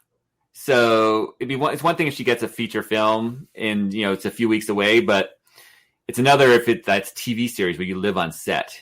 And, we'll take the auditions, and maybe if we ever get to that road, we'll cross it when we get to it. But we'd prefer not that situation, because that's where you start to, I think once it becomes too all encompassing, and that's where you start to lose that place. Mm-hmm. No, I would definitely agree with that. And it seems like y'all have a very good and solid handle on the whole situation, and that's what more parents need and everything. Like I said, I am only a uncle, don't have any kids of my own, but I do have my two nephews, none of which, as far as I'm aware of, have any inclination whatsoever to get into the arts and everything in terms of performances and all of that. But they definitely listen to my advice, as well as the advice of my brother, their dad, and even their grandparents and everything. So I think that you definitely have the right attitude in that sense. So definitely that's great advice that you're given and everything. So I definitely appreciate the kind of advice that you're giving to your kids and everything. You were talking about documentaries and everything. I was wondering, have you ever looked into Full Frame, which is a major documentary here in this area, here in Durham, North Carolina? It used to be called, I think, Double Take or something like that, but it's the Full Frame Documentary Festival right here in Durham, North Carolina. And it's some people consider it to be almost like the Sundance of documentary filmmaking. I'm not familiar with it, but as I've been submitting the short, I'm becoming a lot more familiar with the various documentary festivals. Because again, it hasn't really been my arena until recently. And so it's really, I become familiar from, there's a few, obviously, which I was familiar for, like AFI docs, because I've done stuff with AFI in the past. But when it comes up in Film Freeway, when the deadlines for submission, it's like, oh, okay, that's when I start to learn about each one. So it hasn't, I don't think it's come since I've been submitting. I don't think it's come across that, or else I would have caught it. But as media, when I see the word documentary for a festival, that's one. Obviously submit to festivals, which are everything. Right. But that's obviously one. There's so many festivals these days. So when it comes beyond the ones where you see, oh well, yeah, Sundance. It's something like, oh, documentary festival, that always catches my eye, and I always stop. So if probably hasn't hit wherever it is in the yearly process since I'm doing the submissions, it hasn't come across yet. But I'm sure as soon as it will, I will be looking into it. Yeah, I think that you will definitely enjoy it. I know that they, I think it's coming up in the springtime, if I remember correctly, and everything. But I know that they definitely are still in the process of looking at some of their submissions, but I don't know whether that's for 2021. Oh, actually, I know it's for 2021, and they're still in the process of looking at submissions, because I had a friend of mine that was on that search committee, and he's actually trying to step aside because he's overwhelmed, because he's also a teacher at one of our local universities and has got a lot of other projects. He also runs one of the longest running open mics here in this area. So as he was telling me, I'm overwhelmed and I've got my hands on too many things. So I might be tossing it over to you. So I'm waiting. I probably missed the deadline. I probably started looking at them after they close submissions then, because when you start looking is the thing. Oh yeah, it's always when you start looking and everything along those lines. I know you said you had to bounce off shortly, and I definitely understand that. If it's okay with you, at some point during the course of this show, I did pull up on your website the two clips, so I was going to show at least a little bit of them and everything. So I know you got to bounce. So if that's okay with you, I will show them at some point during the course of this show and everything. But one of the things I always have with my guests is I always let them give their words of positivity, their words of encouragement. We are part of a global network, so we love to give words of encouragement that can apply not just here to the United States, but also can apply to South Africa, to Australia, to India, to a number of other places as well. I just always say, go after what you want. Don't let anything hold you back. Don't let fears stop you.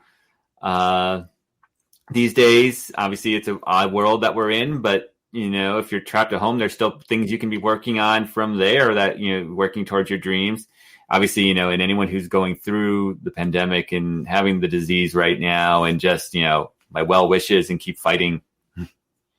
Yep, definitely. I appreciate that and everything. And you've been an amazing guest. I definitely appreciated you being on. I'm going to continue having a little bit of conversation with Raquel, and we'll also wait to see if my gospel singer comes through as well. But definitely, I have appreciated the last hour or so talking to you, Nate. And as I tell all of my guests, and Raquel can testify to this, as does a couple of other folks, once I've had you pop on, anytime you want to pop back on, I'm always glad to have folks come back on the various streaming platforms that I do here on the international broadcast media. So you're just part of the family now. So definitely, anytime you feel like popping back in, you're always welcome. And anytime you want to bring the young ladies that are your daughters on, or even your wife, the animator, they're also welcome as well. So anytime folks want to pop in and share their stories, I'm always glad to have that happen.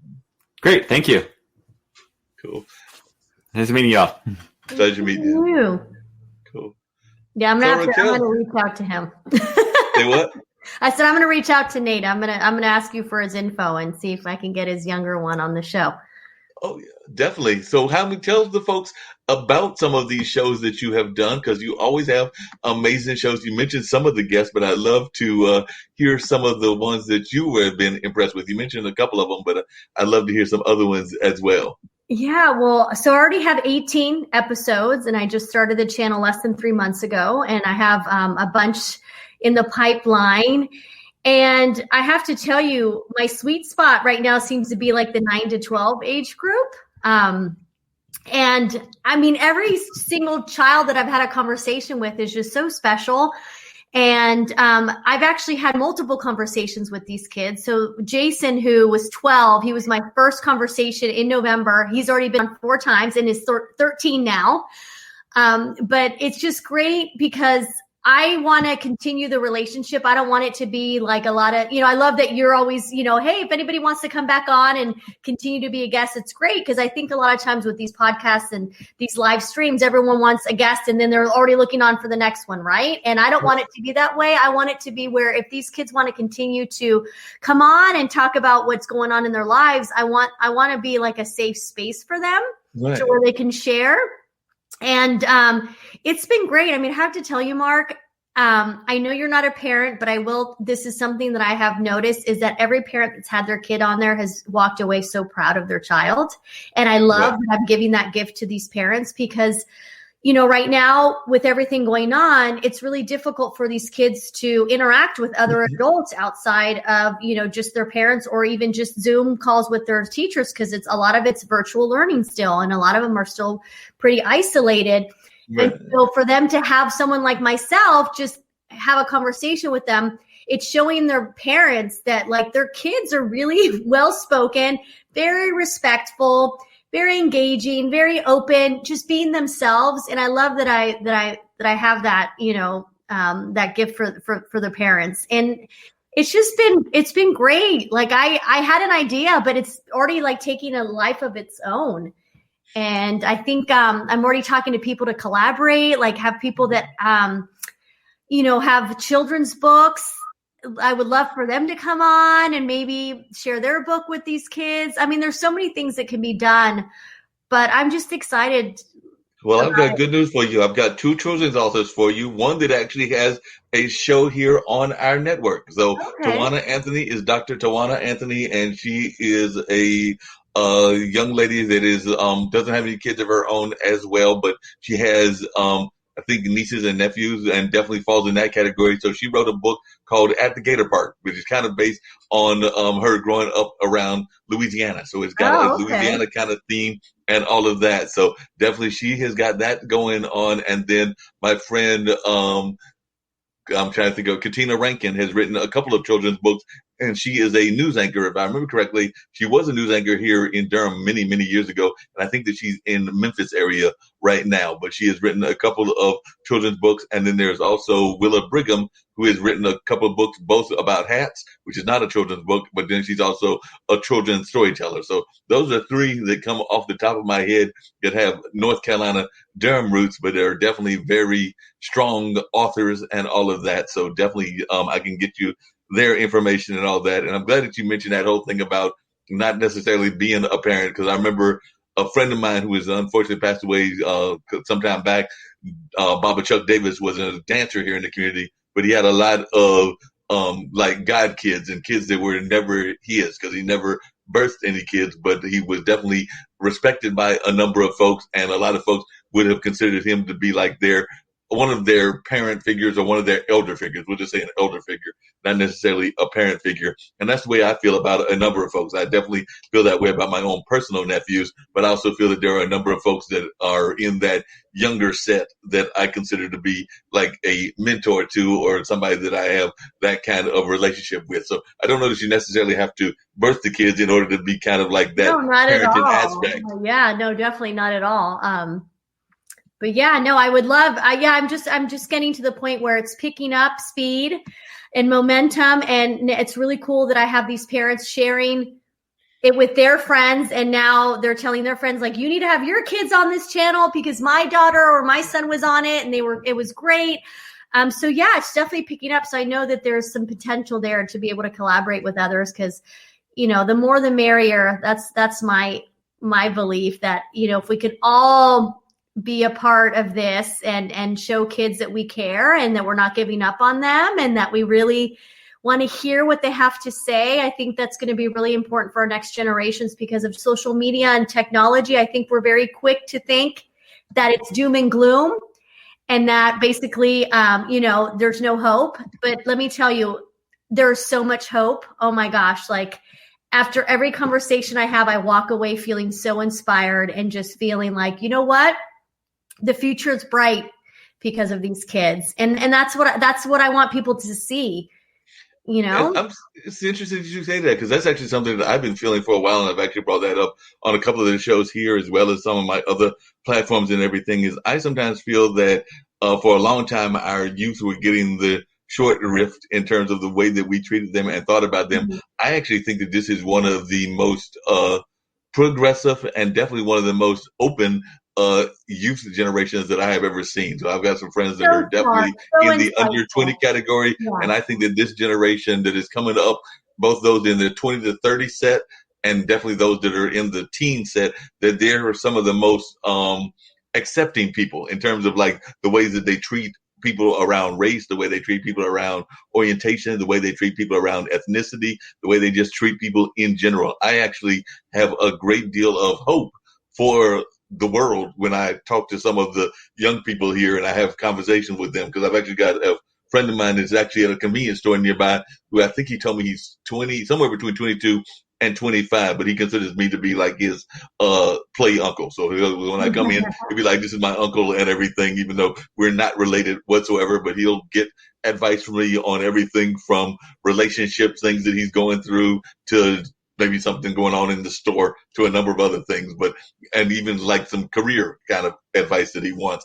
But I find that to be just one example, but there are a number of others like that I've had the pleasure of talking to. So I was wondering if you've seen that as well, that this seems to be a more hopeful generation, for lack of a better word. Well, they definitely, they want to change the world. Like it's like almost like back to the whole Woodstock hippie generation, but with this generation, I kind of sense that where they really want to make a difference.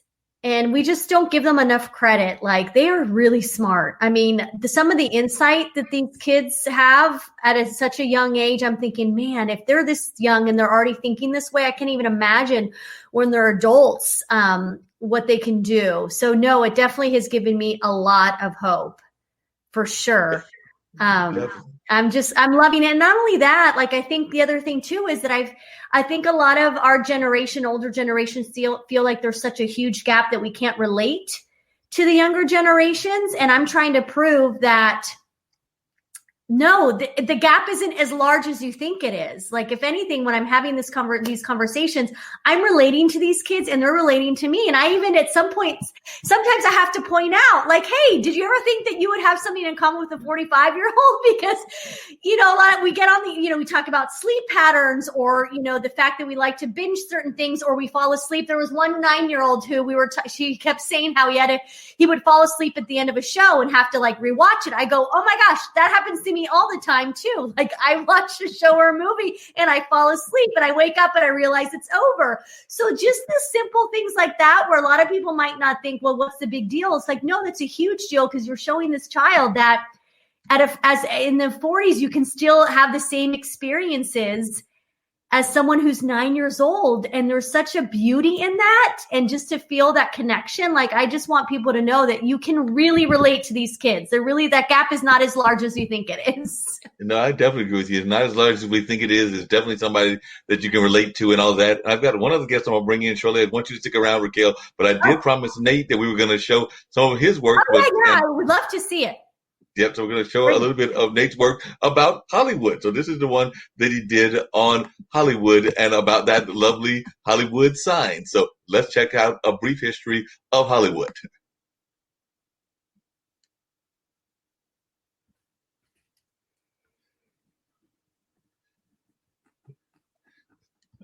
Might help if we hit the play button. Yeah, I'm writing this down so I can watch it.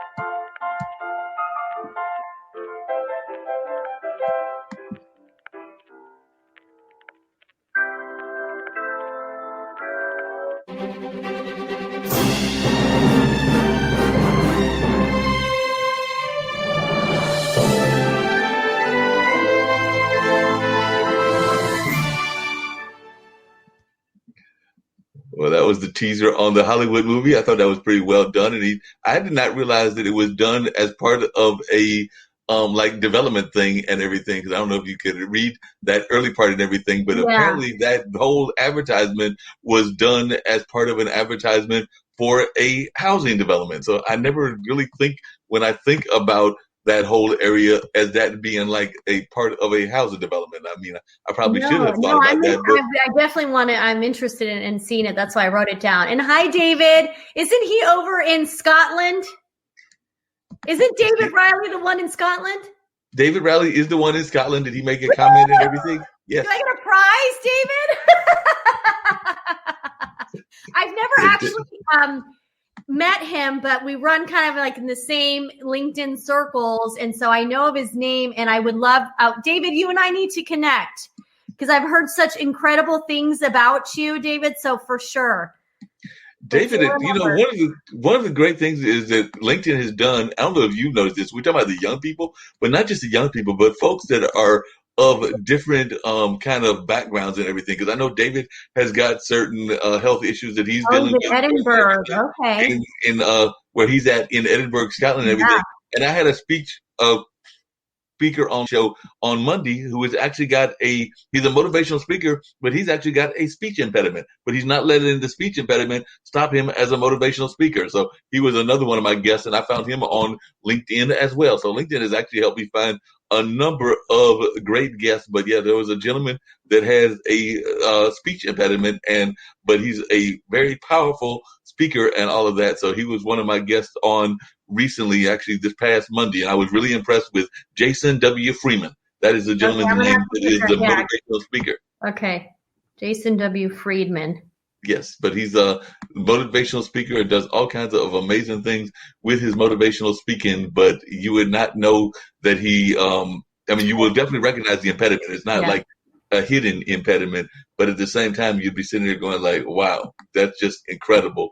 Well, and that's all the of whole that. point behind a motivational speaker, is being able to give motivation and motivate others of like, hey, look at what I've been able to overcome and, accomplish with this, what someone might think as a setback, but he's obviously showing that it isn't, and he's able to be a speaker. And so that's the whole, like, that's perfect that he's a motivational speaker. Oh, totally perfect in everything that he's able to do that and all of that. So he's just amazing, and definitely I was just impressed with everything that he did in that realm. Because like I said, he was given some very good advice, because even some of the things he was saying about how he became a motivational speaker and some of the things that he encountered was just an awe-inspiring tale that he told this past Monday and everything. So they go back on International Broadcast Media and catch that episode with Jason Freeman. I think that they will truly be in for a warm treat and all of that. So definitely I'm hoping folks will do that and go and check that out. I did want to bring up, because there's just a short trailer as well, the one about whiskey, and then I'm going to bring in Wendy also. But definitely this is the one that they did about the Water of Life trailer and about Scottish whiskey. My mum used to say, "Did you go to school today?" I say, "Yep." She said, "Come here." And she smelled it. "I know. You've been in that damn distillery again.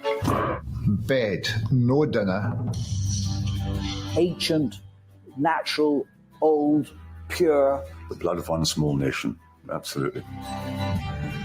In the mid-1970s, Scotch whisky ceased to be fashionable when it became Dad's drink.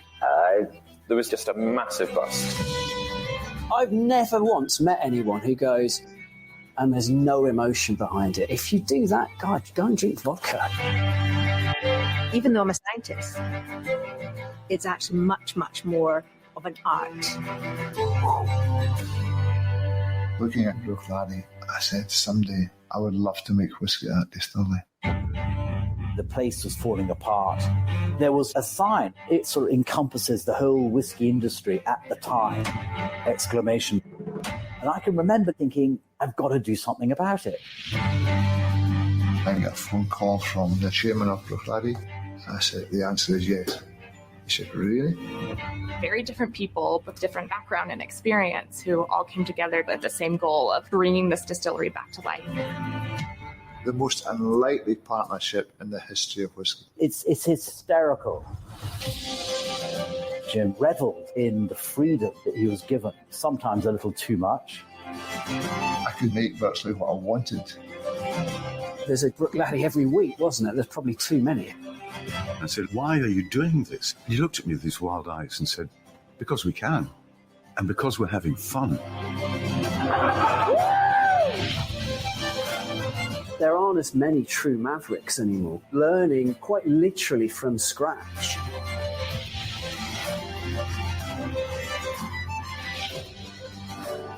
Marc and I had many battles. We detonated. Yeah, emotionally, it cost me a lot. But we did it. We touched the void.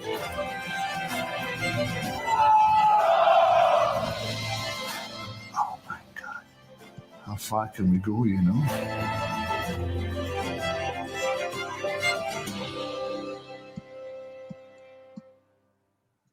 It's funny. I wonder if David Riley had been there, and then the fact that he's like, I've been right there because I was going to ask. I'm like, David, do you know about it?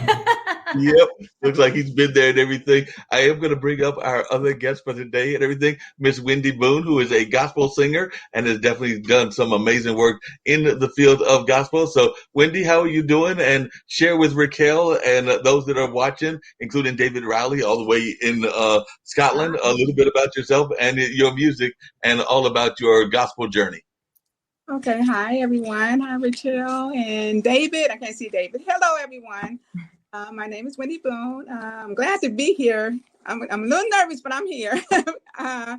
My music, I started singing gospel. Well, I started singing when I was 11 years old with my mother. She was more of a jazz, blues type singer. So I kind of grew up that way, listening to jazz and blues. So that's my style of music. I love jazz, but Gospel is my favorite, of course. I'm a Christian gospel singer. I started singing the gospel in 2008 in Norfolk, Virginia. I married my husband, and I found out he knew how to play the keyboard, so we started doing music together. And that's when I began writing songs. Didn't know I was a songwriter. I tell you, I just started writing poems, and that's how I started my writing. It just happened, and I didn't know. And anyway, I wrote my first song, Good Morning Jesus, along with some other ones. And we recorded at our studio, which was B&B Gospel Recording Studio. So then I sung within the community of Tidewater and Hampton Roads, Virginia, along with some wonderful singers, groups, solo artists. I tried the band, and boy, that was way out of my league, but I didn't know how to stop them, and they just kept going. I'm like, oh no, how do I stop this? But it all turned out really well. So that's my journey as far as that. I enjoy being a gospel singer and writing, and my goal is really to start collaborating with other gospel artists and singers. I would like to sing some of their songs, and they sing some of mine, and we write for each other and so forth like that. But my final goal is to sing at Carnegie Hall. Yes. That'd be amazing. That would be great. You can get there to Carnegie Hall. That would be truly amazing. I can even see that you've already put that word out there to the public, so that's part of the first steps and everything is putting that word out there and claiming it. I know that Raquel is definitely a believer that you have to claim it in order to make it happen, and she is definitely one that has done a number of those kind of things.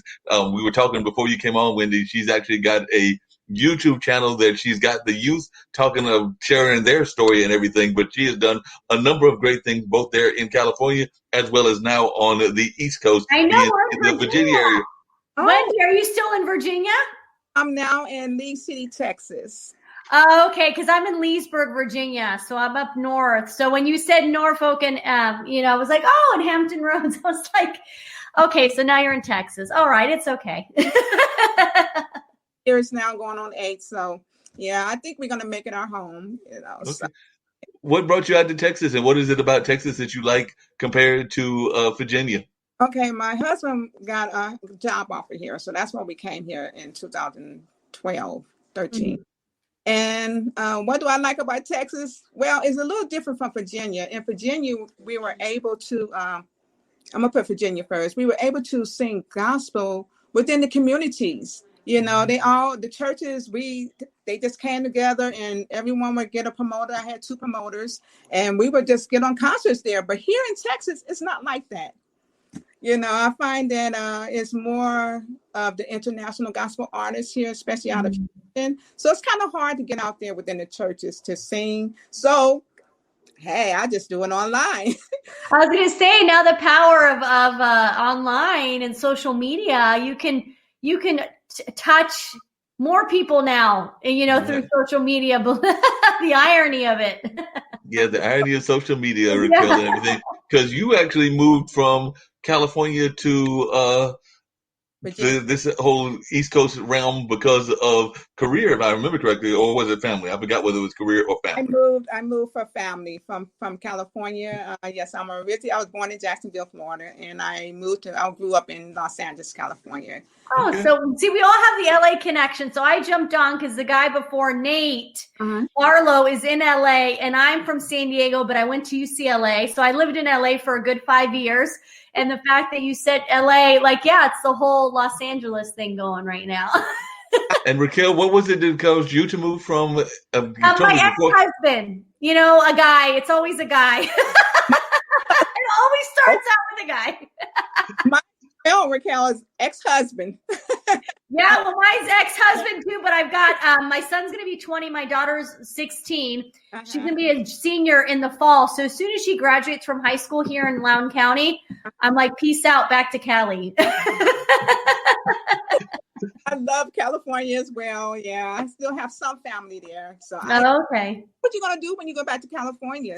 Well, I'm hoping that what I'm doing with my YouTube channel right now, Rock the Boat, I have visions for it. Once again, putting it out in the universe where I would love to actually have a studio in San Diego and have the conversations with the kids there in person as opposed to Zoom right now. And I'm almost envisioning my studio almost like a Pee-wee's Playhouse. I'm a huge fan of the 80s.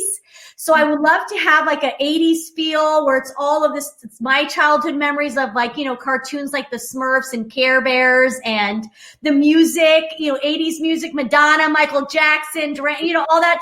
I want that vibe. And then I want the kids to come there. And then the parents could like maybe have a separate room where they're hanging out, playing Pac-Man, drinking coffee, wine. I don't know, but I just envisioned it to be like a really fun place to be. That is so awesome that you're saying that, because working with the youth is really, really a wonderful thing to do. When we had our gospel recording studio in Norfolk, Virginia, we were involved with the youth there from different organizations, and we had them come to the studio. Yeah. It was so exciting. So my husband, who was a producer, he brought them into the studio. We brought them in, and they came in with their staff, and we let them record. Wow. That's so awesome. Yeah. They loved it. So that was really a good thing that we did. They came in and they recorded, and got a feel of the mic, because we had, did some other things with them as well. So, and that sparked something in them, right? So there's kids that come in would have never, ever imagined that they would want to be a music producer, but then they come in, or even with me, like I'm an artist as well. So, I used to teach art classes in LA. Okay. And I thought, what, maybe we can have art classes, or maybe I taught yoga, maybe I do yoga, but have it kind of like almost like this really fun space. And then who knows what you're sparking in those kids, where maybe one of them wants to be in the film industry or do a TV show themselves or whatever. Definitely.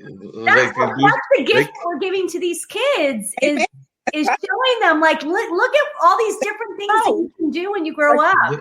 Yeah, these different fields that you can have. Is your husband and you still have the recording studio in Texas, or are you looking at starting a recording studio in Texas, or you had it in Virginia? Are you looking at starting one there in Texas as well?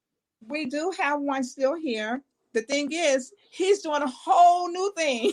He's doing music now for film and TV and commercials. His music is beautiful. It's something that I can't sing to no more. So he's not really doing music for singers, and he hasn't started recording back, but I told him I would love to, because I still have so many songs that I have written that I want to put out still. So I have 2 that I am working on. So we are talking about putting the studio back together. So I'm trying to get him on board with me too, but I understand his dream and goals, what he's trying to do as far as in the television and commercials and so forth with his music in this. Yeah, that makes a lot of sense.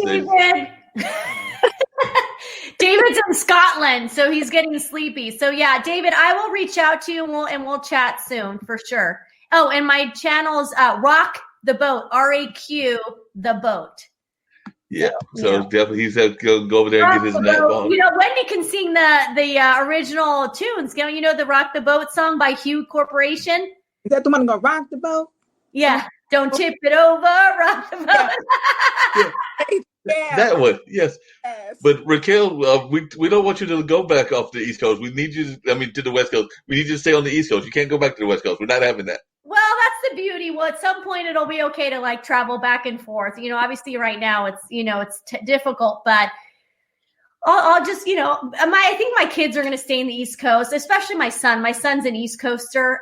He's at Virginia Tech, and I know when he graduates, he wants to stay in this area. So I'm still going to have, basically a home here. So you'll have an East Coast connection either way. I'm you have the a Cali girl, though. I'm a Cali girl at heart. Like, you can take the girl out of Cali, but you can't take the Cali out of the girl. Oh, great. The weather is totally different from Virginia. I went to Virginia. I'm like, I was not used to that. The snow. It's snowing right now. Like, it's snowing. It's probably going to snow consistently for the next 3 days. I'm over it. I'm like 75 and sunny. Come on. Actually, North Carolina, we've not been doing that bad this year, because actually, I think we got up to 50 or 60 yesterday. It was actually pretty nice today. I was talking to another friend that comes on regularly and everything, Kara, and she's in Ohio, and she was having snow and was showing me pictures of snow that she was sending and everything. And I was like, no, don't want the snow. So I'm good with no snow, because many years ago I had a snow accident. So I slipped and fell, broke an arm. And so me and snow and ice are not good friends. Yeah. Yes, you got the trauma behind it. Yes, me and snow. And I actually went to school in a snow place, because I went to school way back in the 80s in Marquette, which is in Milwaukee. I remember the jokes that I used to tell folks, and everybody that's listening will get a kick out of this, was that when I first got there, my mom had sent me a big coat and everything, and there was a blizzard. So there was a blizzard, and you know, in North Carolina, if you have a blizzard, everything stops. Like we'll stop just for a mini blizzard. There doesn't have to be a full blizzard. We'll stop for a mini blizzard. Because I remember even in high school going to sleep, the weatherman would come on and be like, school canceled. And I lived in a town called Warrenton, which means I had to wait till the end of the weather forecast to even find out whether school was canceled, because they had to go through all the A's to get down to the W's and the Z's. But they'd be like, school canceled. I'd be like, oh, good. Go back, take a nap, wake up. And I remember even coming down, and both of y'all are involved as in that parenting kind of aspect of life and everything. And I'd come back down to my mom and my dad and be like, where's the snow? They'd be like, you slept through it. It's gone. You missed it. It's melted. You missed it. I'm like, what? I missed the snow. They'd be like, yeah, it's gone. So, but the down coat story that I was going to share is that Mom sent me a down coat, and we had those big walk-in kind of like closet. And I remember there being a blizzard. So I'm thinking, running with some of my friends from the Midwest, I'm like, so no school today, right? And they look at me like, no, there's school. You have to go to class. I'm like, no, I don't. There's no school today. They're like, no. And then they pointed to the closet. They're like, you see that coat your mom sent you? Throw that on. Throw on the scarf. Start marching to class. I'm like, but it's 10 inches out there. They're like, don't matter. We still got class. Yeah, it's different in those states. Yes, they like do not care. And all of those are like, what? They do not care whatsoever. Wendy, what would you say is the biggest thing? And I'm going to let Raquel hear some of your music, because I did pull up some of the tunes that you sent me and everything. But what is some of the people that inspired your gospel music? You definitely said you've been doing it for a number of years, but who are some of the people that inspired you to go into gospel music? Well, I like David and Tamla, man. Oh my gosh. I mean, both of them sing lovely, and they inspired me. But what really inspired me into singing, besides just gospel music, is this: I like Billie Holiday. Oh, I used to sing her song. What is it? Good Morning Heartaches. And that's where my song Good Morning Jesus came from, because I would always sing Good Morning Heartaches. Good morning, Billie Holiday, Heartaches. And then I would take Good Morning Jesus. I would say good morning to Jesus in the morning. Next thing you know, I got a pencil and started writing. And the lyrics came for Good Morning Jesus off of Good Morning Heartaches. So you can hear in that, you can hear a little bit of that in there. It wasn't exactly, but the melody is, off a little bit, but the lyrics and so forth sort of, except for I, did them differently. But that's where it started at. It started with the gospel. And when I got into Norfolk in Virginia, that's when I really got into singing the gospel, because I wasn't always a gospel singer. I was more of a jazz and blues and R&B type, singer, so forth. But once I got to Norfolk, Virginia, I became, got involved with that and singing with all the groups there. I've sung with so many different groups and so many different places and vineyards and avenues, and music was played on the radio there. Good Morning Jesus was played on 1400 WPCE, and then also 1110 in Norfolk. So I really started doing things there, and it was a whole new life just singing for the Lord than what I was used to doing. So, wow. And do you feel that gospel music is still as popular as it used to be in your mind?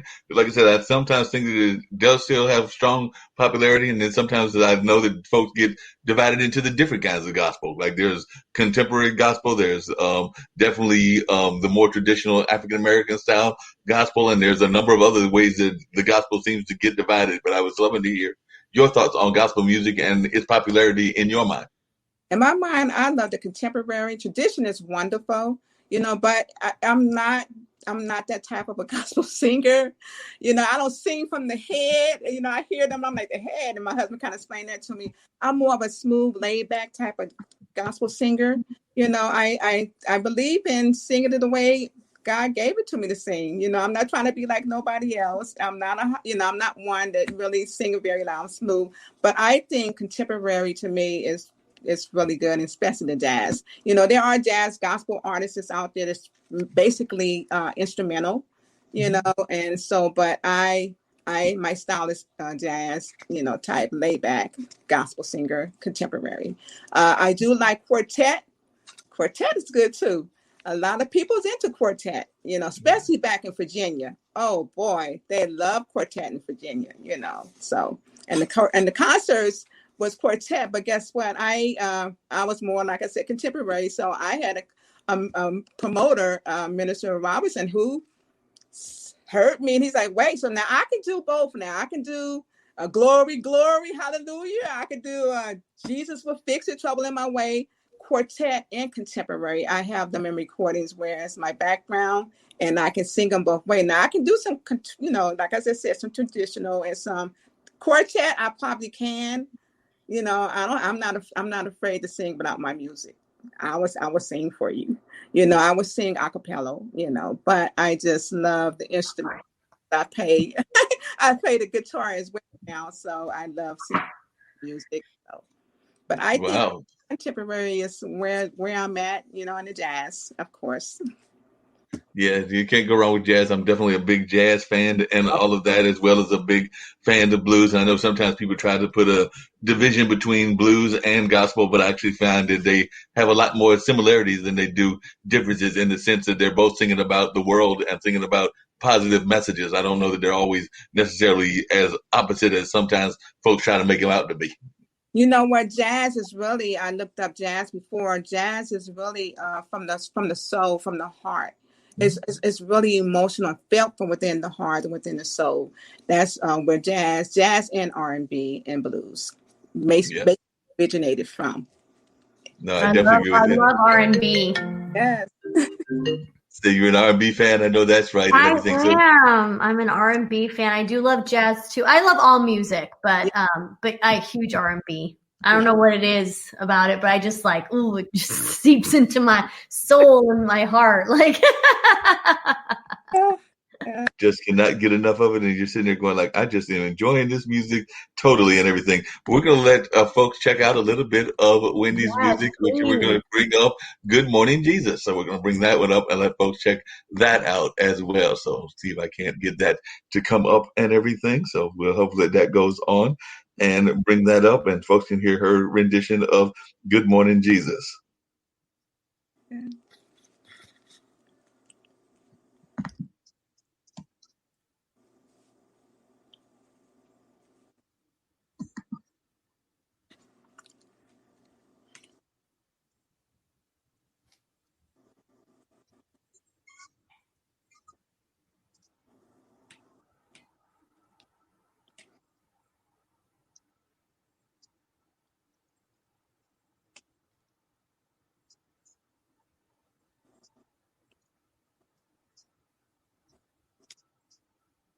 Can Mark hear it and not us? Because he's over there grooving. Oh, okay. Well, let me see. That might have been my fault. So yeah, because I see you over there, and I'm I feel like he's listening to something, but we can't hear it. Well, we can correct that. We can correct that big time. Like I said, I'm glad you corrected me, Raquel. That's why it's good to have good folks pop in that can correct things to make things happen differently. There's something not right here. No, I appreciate it. So we're going to get that adjusted and change that. Oh, and actually, it was actually saying the browser could not act right. So we're going to actually see if we can't cooperate with the browser. So hold on 1 second. That's the great thing about technology. So we're going to try one more time, and I'm going to hit share audio, and let's see if it actually works this time. And we're going to go back, and that's definitely on the mute, so we know we can't hear anything right now. So hold on a second.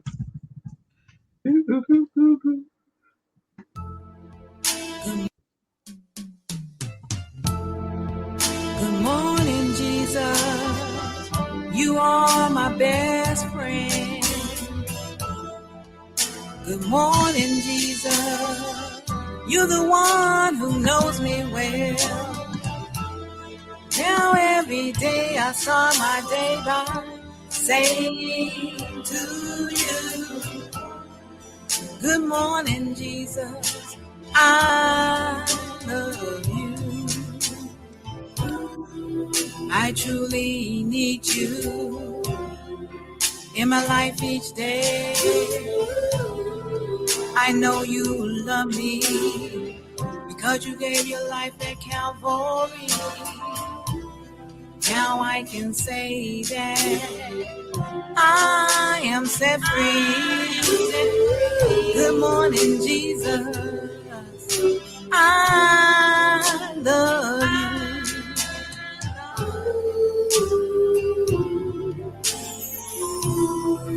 I can't live without you. You give me life each day. Your spirit leads and guides me. As I take each breath, Lord, I pray that every day I start my day by saying to you, good morning, Jesus. I love you. I love you. Sometimes I don't wait, try to do things my way.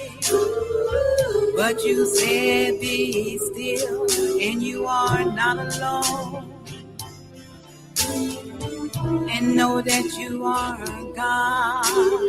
Good morning, Jesus. It's you and me again. Good morning, Jesus. You're the one who knows me well. Now every day I start my day by saying to you, Lord, good morning, Jesus.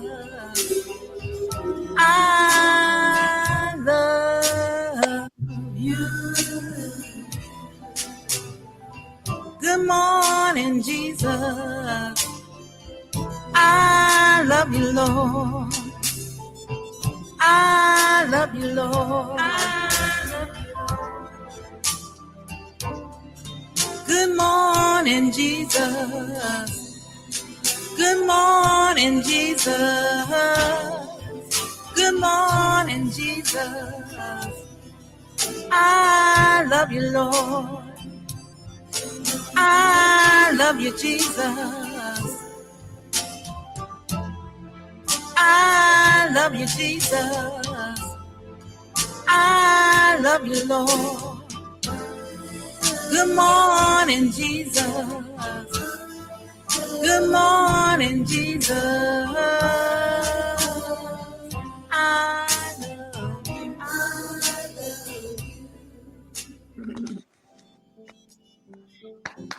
you. All right. I was hearing him want to sing. I know. I was like, I bet you Wendy's back there, like wanting to harmonize with herself. Want to sing with herself? There's nothing wrong with that. You could have done that. You could have harmonized with yourself. Okay. That was beautiful. Yes. I'm gonna have that in my head for the rest of the night, just saying, which isn't a bad thing. But yeah, You'll be singing that song all night long and everything, you'll be singing that song to yourself. So Raquel will be just sitting there going like having that song in her mind the whole time. So that's a good thing.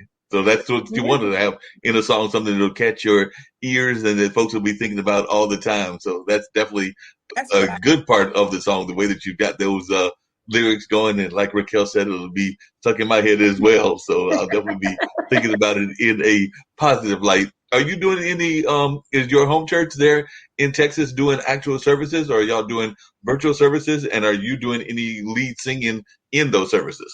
Okay, I don't do any lead singing in my church because my church, I'm in a Church of Christ, and we have no services like that. It's no singing like that. It's all in unity, and it's all with just the congregation. Right. So I don't sing inside my church, no. But like I said, the only way I sing is through when I'm in the studio and I record them and put them out on YouTube and all of my social media sites, which is Twitter, Instagram, Facebook page, LinkedIn, and so forth. So, yeah, that's what I'm used to doing. But like, okay. Gotcha. Well, I'm gonna have to connect with you, Wendy, because I gotta get going. Because my daughter's trying to get a hold of me, my 16-year-old, and I have a feeling she wants me to cook her dinner. So she probably wants to come over. So I'm gonna get going. Because I'm trying to show up for my kids, right? I show up for other kids, so I gotta be good about being a parent myself. So yep.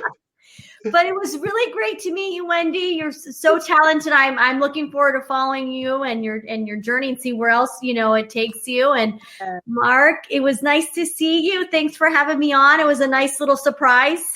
Always good having you. You definitely surprised me and popped in for a while and helped me with the conversation. So I definitely appreciate you as always. You know, you're always welcome, like I said, all the time to pop in whenever you're available. So always glad to see that bright smile of yours and have you enjoy the conversation as well. So just know that you're welcome anytime you feel like it. Thank you. And everyone have a fantastic rest of your day. Oh. I was going to say, excuse me, I'm so sorry I didn't get a chance. I came in kind of late. I was trying to figure out how to get on. Kind of on the busy, but I missed a lot of your topic on what you was talking about. So I guess I'll be able to see it again, right? Yes. Yeah, we'll connect, Wendy. Okay. Bye. Thank you. Yeah. Yeah, Raquel is she does some motivational speaking, and like I said, she's also works with the youth over there in the Virginia, and she has her own YouTube channel where she's getting a lot of the youth a chance to share their stories. So they're actually talking to her or she's talking to them, but they're sharing their stories of what's important to them. So definitely that's the thing that she does with her Rock the Boat YouTube channel. So definitely she's given an opportunity for a lot of our young people to share their voice and to see what's on their mind and everything. So that's definitely what she was doing. So definitely that's what I was sharing with her and everything. But glad that you were able to come on and share a little bit of your story as well, because I'm always glad to learn about some fascinating folks that are doing amazing things. And like you said, you're doing some great things, and you've been in this thing for a while, having traveled all over. Because like you mentioned, you were raised in Los Angeles and born in Jacksonville and then Virginia and now Texas. So you've been all over. Is there any city that you didn't like as much as some of the other ones? So it sounds like you're definitely a fan of LA and definitely a fan to some degree of Virginia. And you were saying some of the things you didn't like about Texas. How did you feel when you were in Jacksonville, or do you even have that much memory of Jacksonville? I don't, because my mother left there when I was a baby. So I never grew up or, anything like that. That's where all my family is at, though. That's where, my whole family lived there. I have been back home several times, but I just, never lived there. Gotcha. And what was it like learning to play a guitar later in life? Because like I said you didn't start learning to play guitar till 2015. And a lot of times folks try to pick up an instrument when they're a teenager or a kid, but you picked it up later in life. So what were some of the drawbacks or some of the things you enjoyed about learning that late in life? And what are some of the things that you wish you had learned earlier? Well, I wanted to learn when I was a young girl. I was like, I think I was 16 years old. I wanted to play a bass guitar. It was my sister and I and another young lady. We wanted to start our own band, but that didn't happen. One girl, the only one got her instrument was a guitar. So I've always wanted to try to play a instrument. I always liked that. So one day in 2015, a friend of ours was serenading us and his wife, my husband and I, with a Spanish guitar, and I fell in love with it. I heard it, and I'm like, oh, wait. And I told my husband I want a guitar. So he bought me a guitar on his birthday. He brought me a guitar on his birthday, and I got to start learning how to sing through this gentleman. And that's why I went from there. We moved to League City, from Texas City, Texas to League City. I went on to finish teaching myself by a book. I bought a book about guitars and learned the chords, and it has all the chords on there. I learned how to play with the chords, and so I'm making my own music, and that's how my music started. I wish I could have started earlier, but it's never too late. So that's it's never too late at all. It sounds to me like your husband is very much of an inspiration in terms of your career and in terms of being a helpmate and all of that. So definitely share with our audience the importance of having somebody like that in your corner and everything. And like Raquel mentioned, she's got grown kids. Do y'all have any kids, and are they supporting your career as well? Okay. Yes, my husband's a very inspirational person in my life. He always encouraged me. He's also like I said, my producer. He produced my CDs and all my songs. He's my producer. So we recorded in our studio. But like I said, I would like to go with other studios as well and learn, and record with some other producers as well. Our family, we do have children, and we have grandchildren and great grandchildren. Wow. Yeah, we do. And they do support us, whatever we're doing, they support, and we do like that. And I do like the fact that my husband is also a saved Christian as well. So it's really important to me if you are both saved and you both love the Lord. So we both do. So God is always a big part of our life, and choices and decisions that we both make as far as our marriage as well as individuals.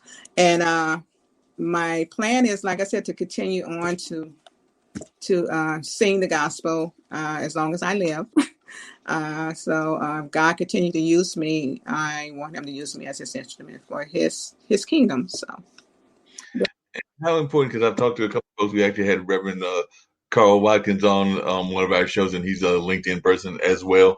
But how important is faith to you and your career? Because I know a lot of times people think about the importance of faith and the importance of that to their career. So you definitely are a saved Christian. So I know it's a very vital part, but if you could share with our audience the importance of faith into your career and to being a success in your career. Yeah, I believe that is faith in God is most important in anything that I do. And I believe that, because without him, I wouldn't be able to do these things. I didn't know I was a writer, and that's a gift. I didn't, I knew I sung, but I never knew that God would use me for his purpose as far as singing. So I put faith first in all that I do as far as with my music. As I say, I write songs, but they all biblical and they all Christian songs and gospel songs. So that's what I write, and as far as my music is the same way. I believe in my music. You can't tell really what music really is, but long as it goes together with your vocals and it all mixes and comes together, I think that is great, so that's where I'm at with that. And I think the other question was, did you ask? You had two, right? No, you answered both of them. I was just talking about the importance of faith to your music and everything, and I think that you answered within the concept of that and everything. So definitely, I think you shared a lot about the importance of it and all that. I know that some churches are very much about getting the word from God in terms of the ways of either from the minister or from prophets and everything. So have you had any prophets or anybody that's in the ministry that has already kind of claimed this success for you? Because I know that I've been to some churches where they have definitely had those kind of prophecies and those kind of messages. And I was wondering whether you had received any of those as of yet.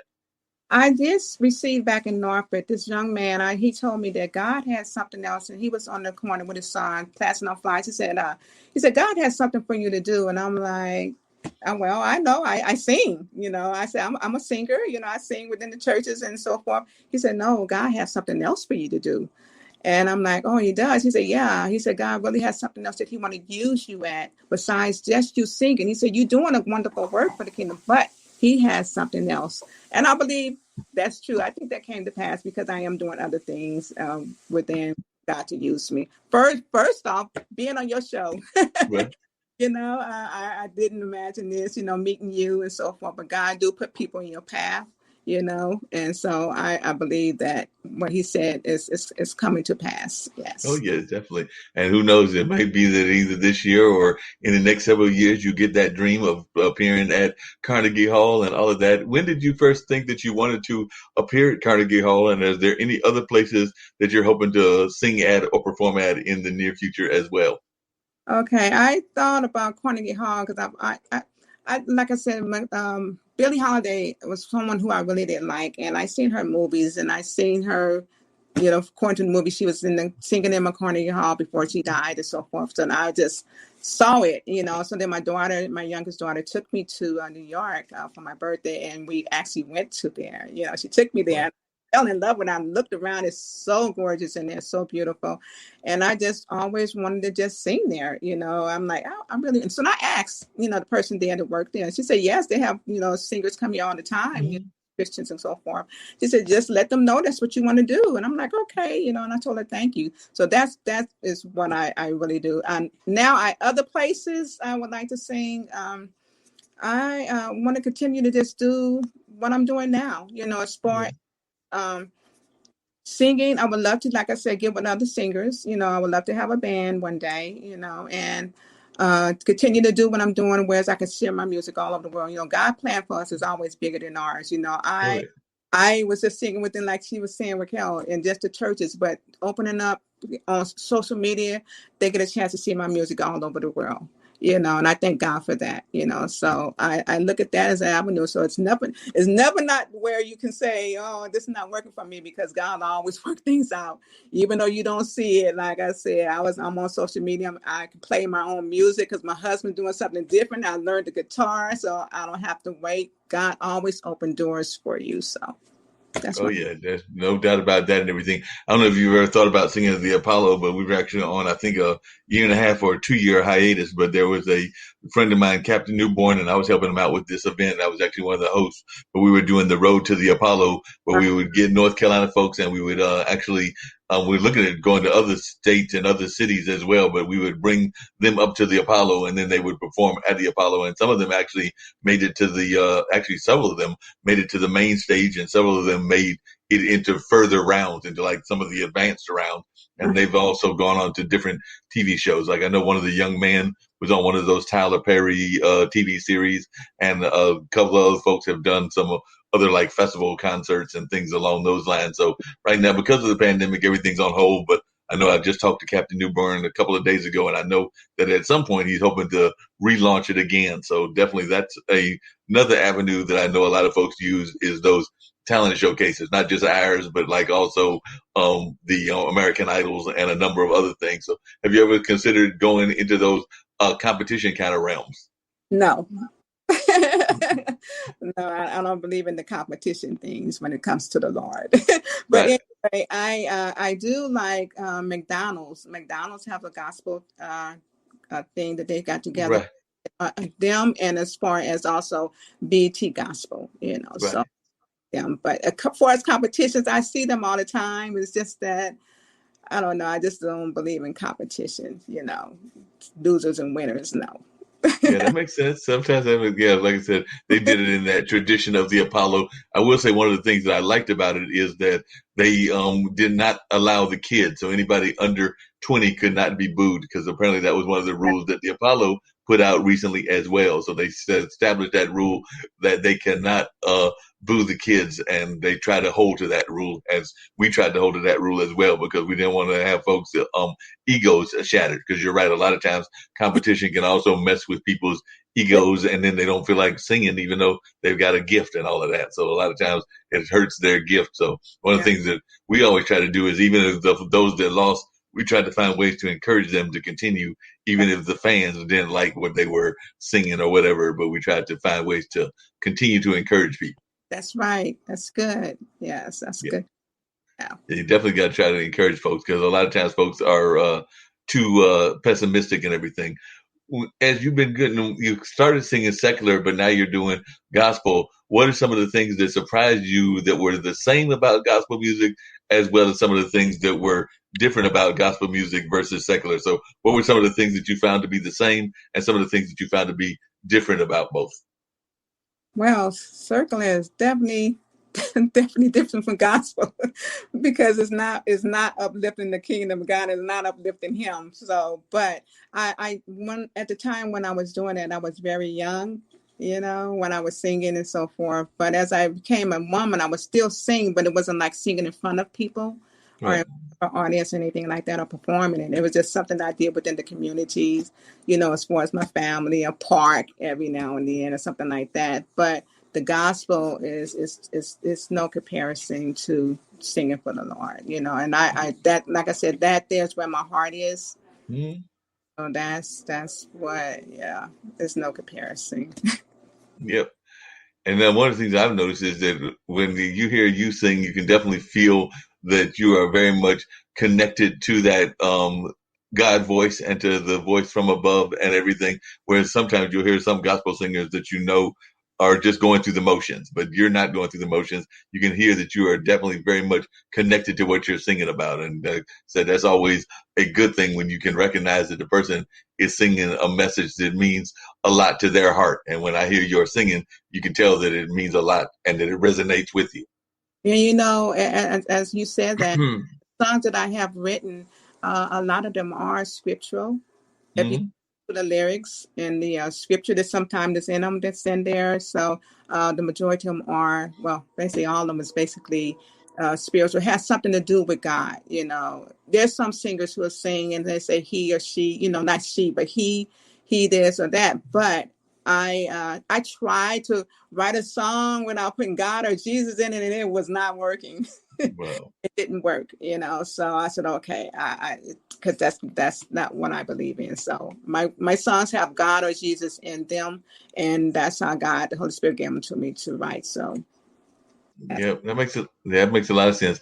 As you are, when you're in church or even when you're at home with your husband and everything, is there like any certain scriptures that really resonate with you? Because I know a lot of times people have their favorite scriptures or their favorite proverbs or their favorite psalms within the Bible. So is there one that resonates with you more than others?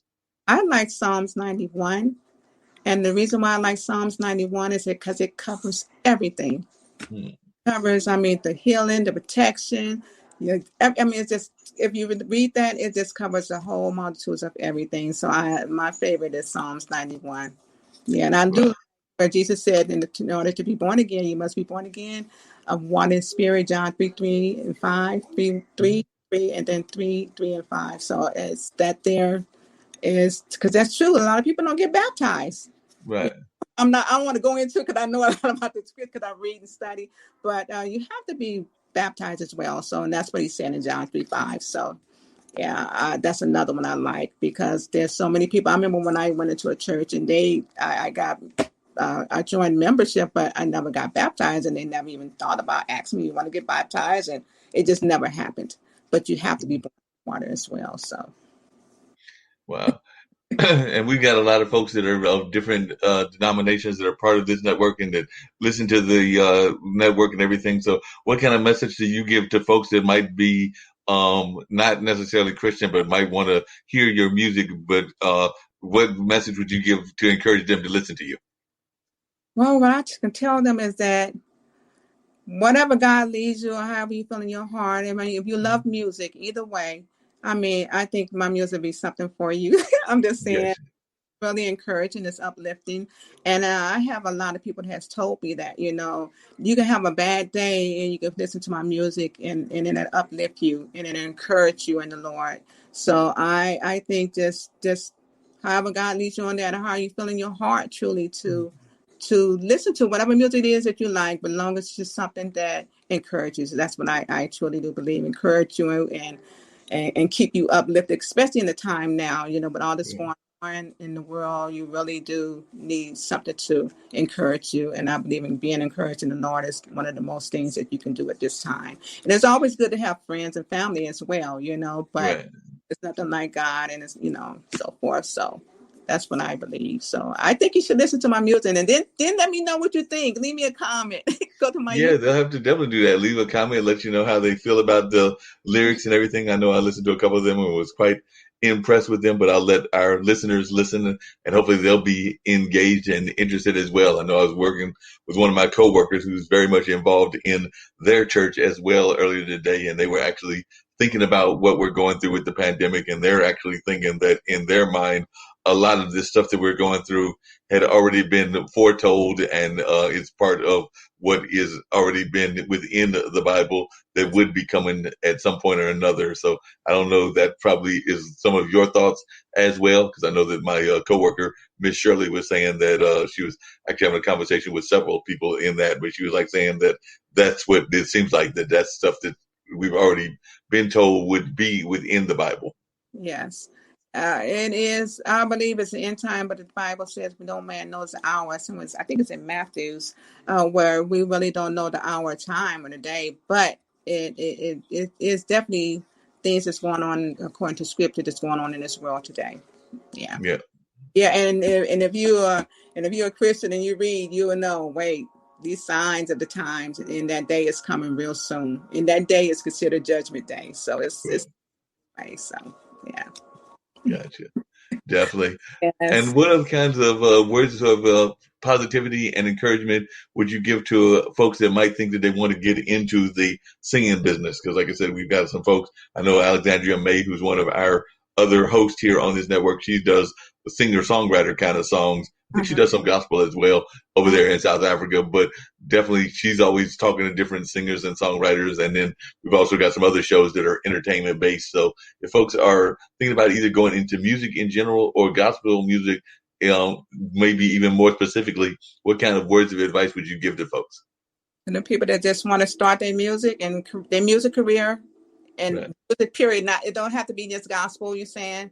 I believe if it's, like I said, if it's in you, you can do it. You can do all things, you know. You have everyone, I believe everyone has a gift and a talent, you know. And because I didn't know that I was going to be a gospel singer. I knew I could sing, but I didn't know I could sing like God having me sing. But I didn't know I was a writer. I had no idea of writing, never thought about it. I write poetry as well. I have a poetry CD. I just haven't released it with 37 poems on it. And I didn't know I can do them things. But if you just, I guess, just pray on it or just think about it, you know, just, I don't know. Because when I just started writing, it just happened, you know. So you have to put forth the effort on what it is that you love to do, you know. And I love singing. You know, I started singing at 11 years old with my mother. She would have me sing, respect all the time. I mean, R.E.S.P.C. I mean, I remember that song so well. And I would sing it over and over with her. But if it's something that's in you, and I believe if you use your gifts, you won't lose them. So you have to find what your gift is and then just go for it. Even if it's writing, you don't even know what you can do. Even if you write a poem, you can take your poem and make it into a song. Right. You can write poetry and put it as a song, you know. So I found a melody, you know, or how I start to sometimes writing songs, and my husband might put a beat on, and I'm like, oh, I like that beat. Then that's, you know, then I start trying to put lyrics to it, and then that's when I just say, okay, and I get the first line, and then I'm writing. Or if I can I think of something, you know, like I like this, whatever, and then I just start writing a song, you know. Or sometime in the morning, I wake up 3 o'clock in the morning, write a song. So you don't know what's in you until you start listening, you know, and start figuring out, wait, I'm pretty good at this. And then you don't have, especially when you don't have to be taught. You know, if you don't have to have no training, that's your own God-gifted talent that God placed within you. So you just have to just take listen to that, you know, your heart and that voice and say, hey, you know, wait, I can do this, you know, and then go for it. Yep, definitely. Do you have any poems that you can share with our audience? I'm sure that our audience would love to hear a poem, and I will bring up one of your other songs before ending the show and everything. But do you have any poems that you'd like to share? Any of my poems? Yes. No, not yet. I wrote one for President Barack Obama, and I mailed it to him. But I don't know it offhand. I have poems on the CD. Like I said, I haven't really looked into, you know, really studied them. You know, I recited them. I have a lot of them that I have written, but I don't recite them. And they just on a CD that's not released yet. Gotcha. What was the poem to Barack Obama about? I wrote him about being the first Black president. Okay. I wrote a poem about that, and I sent it to him. And and they wrote me back. He, you know, signed it and said thank you. And then he told me to be a part of his team, which was a team that they have that does stuff like that, you know, within the community. Yeah, but I did, and it's on my CD. One day I'm gonna release it. The poetry CD is called "He Knoweth the Way That I Take." Okay. And did you write one yet to Kamala? And what were your thoughts as a sister toward Kamala being one step away from the presidency, as she is the first minority vice president? So what were your thoughts on Kamala? I think I don't, you believe it or not, I really don't get into the politics a lot.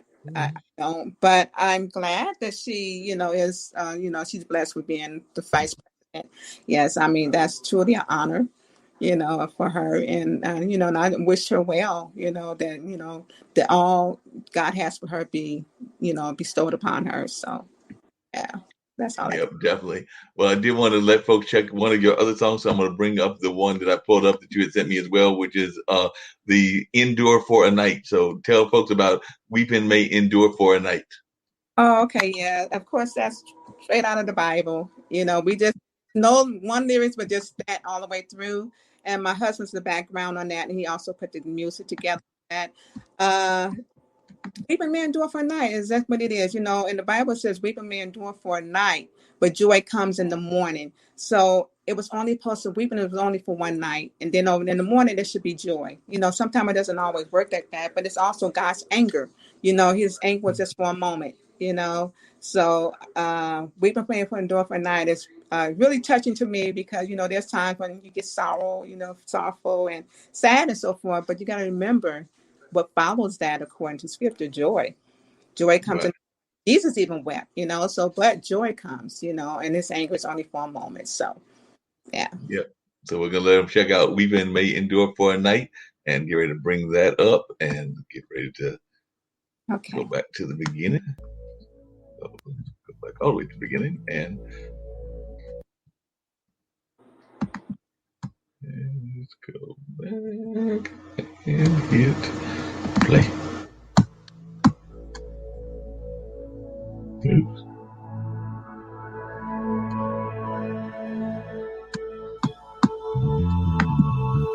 Weeping may endure for a night, but joy comes in the morning time.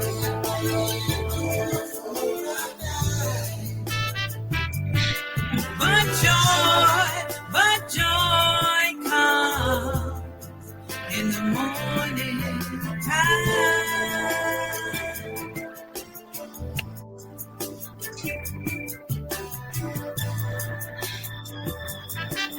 God said it in His word, weeping may endure for a night, but joy comes in the morning.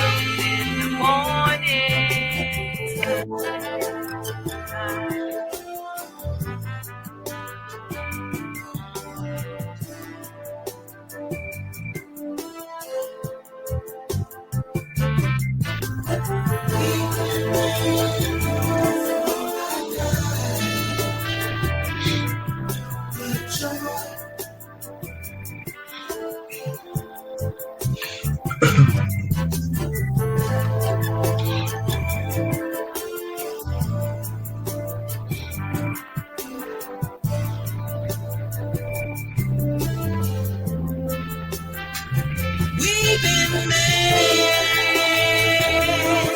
endure for a night, but joy comes in the morning time.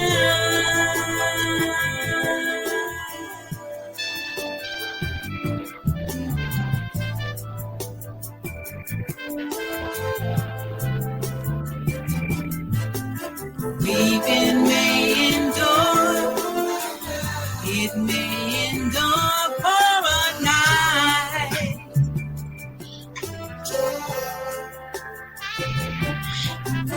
Weeping may endure, it may endure for a night. But joy comes in the morning time.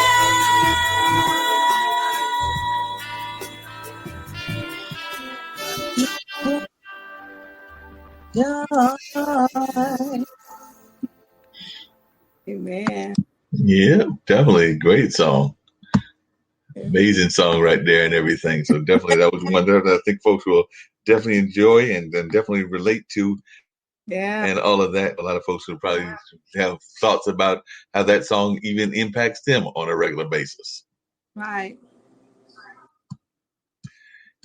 And you also had I was going to bring that up as well. And then we've got this one little element of the online dinner party that we do that I've got to put up some clues, and hopefully our fans will be watching and will know the answers. And one of them actually involves a gospel singer, but I've got to do that. But first, before I get to that, one of the things I was going to do is you also did a new video that was out.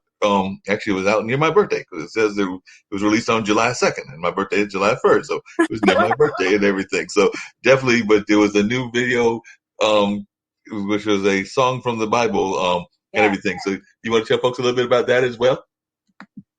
Okay. Let me see. I'm trying to think. What was the title on? Because I did several ones. It said, "Check It Out," a song from the Bible. I don't say which one. You said it to me. It says, "My new video, check it out, a song from the Bible, sung by Wendy Boone." Okay. I have several ones out there by the Bible. Well, we'll pull it up and we'll see. Maybe you'll recognize it. It's you in that. It's you with the hat. You had a hat on. If that helps you recognize which song it was, but I'm going to pull it up and we'll see if we can't find that, and then maybe you can tell about it after we pull it up and everything. But let's see. We got this one, and then we'll do the share screen. So it's this one. Oh yeah, that was yeah. That she the Lord, ye servants of the Lord, which find I stand in the house of the Lord. Lift up your hands in the sanctuary and bless the Lord. The Lord that made heaven and earth.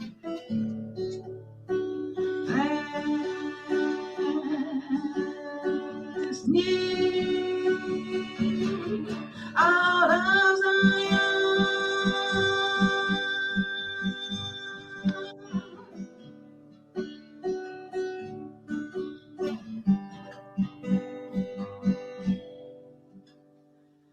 Amen. Praise the Lord. I would like to just thank each and every one of you for taking the time out to watch my videos. I truly do appreciate you.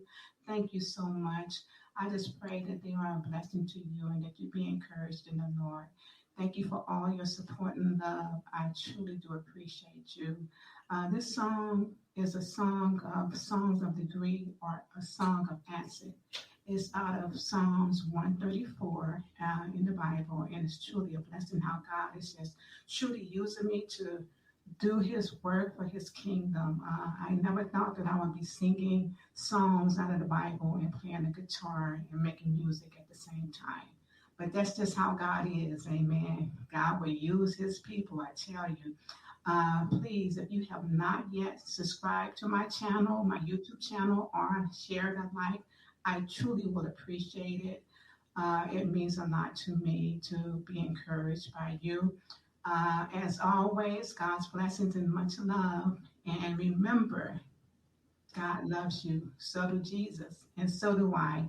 Until next time, I'll talk to you later. Bye-bye. God bless you. There you go. That one. All right. It to me is amazing that how I never thought I would be singing songs from the Bible. Now, this as I listened to that, and as I was just talking, thinking and listening, I believe even if you don't know how to write songs, guess what? You can sing the songs out of the Bible. You know, Psalms. There's a lot of biblical songs inside the Bible. Mary's song. There's so many. There's songs in Proverbs. There's some Moses song, I believe, as all of the Psalms.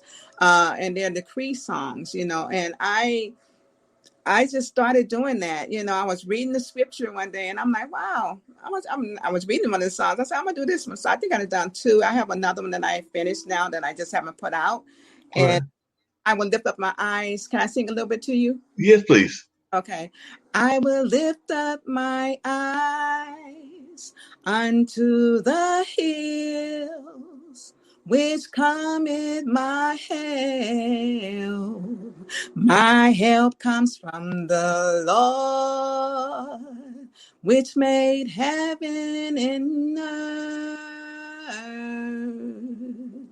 That's my next one. I have my okay. To it. But I just figure, you know, I'm like, I think that's awesome when you can use Psalms that's right inside the Bible. If you have, then you don't have to even worry about getting them copywritten. You don't have to pay for all that. You don't have to do a whole lot of things with that because they're in the Bible. So you don't have to worry about that. So if you want to just start off singing, sing some songs out of the Bible. You know, you can look at and that's what they are. And they say the song, this is a song of David, and so forth. And you just can sing that. And so I think they're so encouraging because God's word is always encouraging. So, and then that's encouraging others, because people have commented to me and said, I really appreciate that song. Oh my gosh. And it really touched me. I was going through something, and just hearing that made my day. Thank you so much, and so forth. So that's a good way to start as well. As far as I'm concerned, that you can also do is sing some of the songs, and you ain't got to worry about it getting copywritten and so forth, and franchising on other people's music and so forth. Right. Are you having any luck getting your songs into like gospel radio stations there in Texas? I know you said you had some in Virginia, but how's it been trying to get it into the gospel radio stations? And if folks are listening that are connected to a gospel radio station, how would they get your music, or how would they get in touch with you in order to get it played on their radio stations? I have, first off, they do have here, certain ones. I just found out with another gentleman that as a columnist here that I'm doing an article with on the end of this month as well for the newspaper. He said there's churches here that will, he named at least 3 of them that I can go to, and they don't charge anything because it's faith, they isn't related. They don't take nothing like that. But he said they would definitely love to play my music. So I happen to contact them because I'm waiting to do our interview with him. Yeah. But he told me that. So I seen where there are radio stations here. I just haven't contacted any of the radio stations. So I'm going to first go this avenue with him first. Also, you said how can people contact and get my music and so forth? Right. My music is available on Apple iTunes. It's also available on Amazon. It was on CD Baby, which is my distribution company that distributed my music, as well as all over the world. And then also I was on Google Play, but it removed, Google Play is no longer there. So, but them are the 2 places right now, as far as I know, is Apple iTunes. You can purchase all my singles, except for the ones with the guitars. Gotcha. Out there, because them are just something that I put out, and except for the ones with the guitar, and then also on Amazon. Okay. I'm on social media. I'm on Wendy Boone for Twitter is Wendy_D_Boone. My Facebook page is Wendy Boone Artist, and then I'm also on Instagram, Wendy Songs 1. And then, of course, I'm on LinkedIn, Wendy Boone. And my YouTube channel, I have 2. One is originated by YouTube, which is Wendy Boone. And then I have one, my own personal, is Wendy Boone on YouTube. So both of those. And then you also have your own website as well, right? Yes, of course, wendydboone.com. Okay. And that's got all the links and everything that folks can get to all the links from the one main page and everything. Yes, that's my website. You can also email me at wendydboone@wendydboone.com. And then wendydmusic2@gmail.com. Okay, cool. Well, like I said, one of the things that we do on the show, and then I had with Nate, I do want to hear any words of positivity that you want to share with our global audience, because I always try to get folks to wrap up the show that way and everything. But we have like this little trivia thing that we do every time, and it's usually 2 or 3 guests, and the people on the show can play along as well. So definitely, if you know the answer, you can holler at it, and maybe that'll help somebody get the answer. But the first person who is a gospel person grew up in a shotgun home shared by 13 people. So they lived in a home with 13 people. They were raised by their Aunt Duke after her mother died in 1917. Economic circumstances forced her to quit school and work at home when she was in the 4th grade. And this one should be the giveaway. Due to her amazing voice, she was often dubbed as the Queen of Gospel. And she shares her birthday with your host, that would be me, of the show's brother. Both were born on October 26th, but she was born in 1911. He was born in 1969. And definitely, she's Columbia Records, mostly recorded her albums. During her career as a gospel singer, she had 30 albums. So she had 30 albums.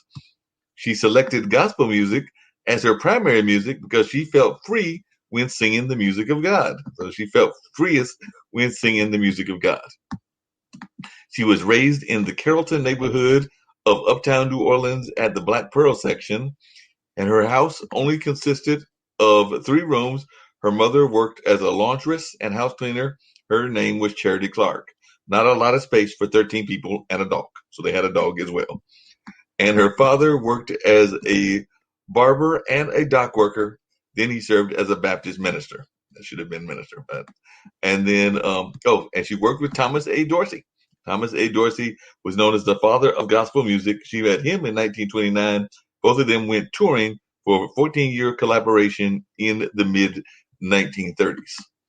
And she was married to this gentleman, Isaac Lanes Gray Hucklehearn, and there was 10 years apart, both married in 1936. In 1941, she divorced him because of his pressure on her to sing secular music. And also it seemed like he was addicted to horse gambling as well. And she had this famous song, Move On Up a Little Higher, was the song which earned her fame and commercial success. The sales for that song reached 8 million copies.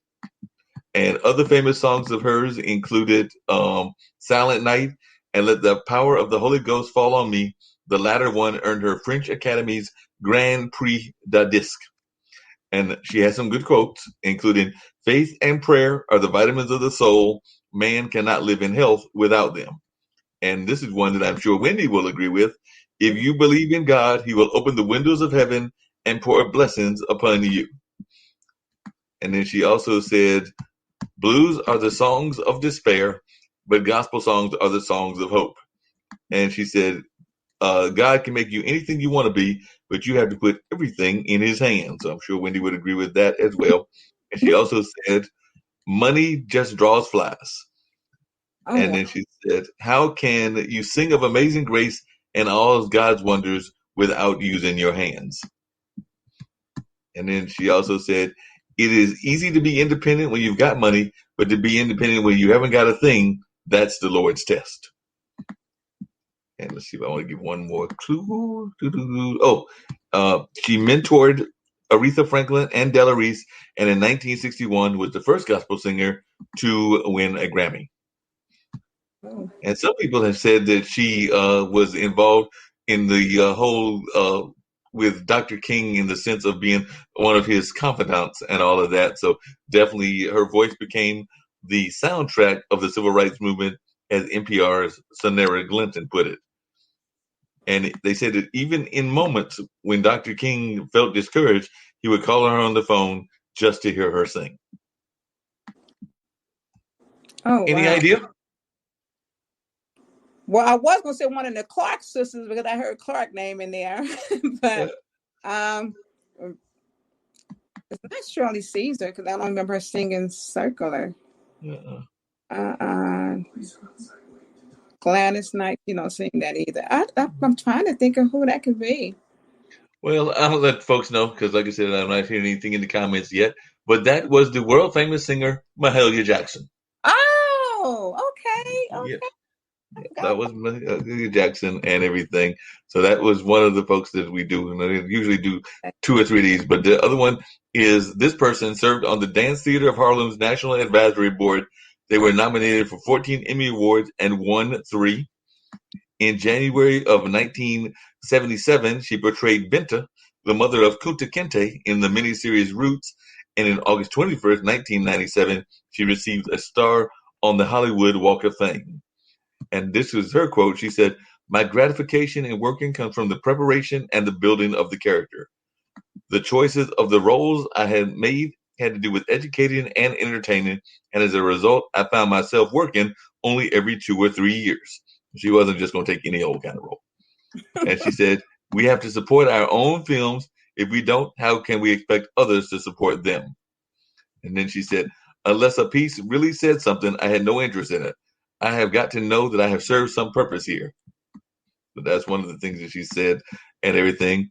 She said, I feel so guilty about the state of young people today. And I say that because our generation fought for everything.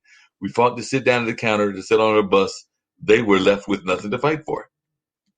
So that's what she said about young folks and everything. She also said, I didn't want to be an actress. I never thought of being an actress because as children, there were 3 of us. I was the middle child, and we spent our time in church from Sunday morning to Saturday night.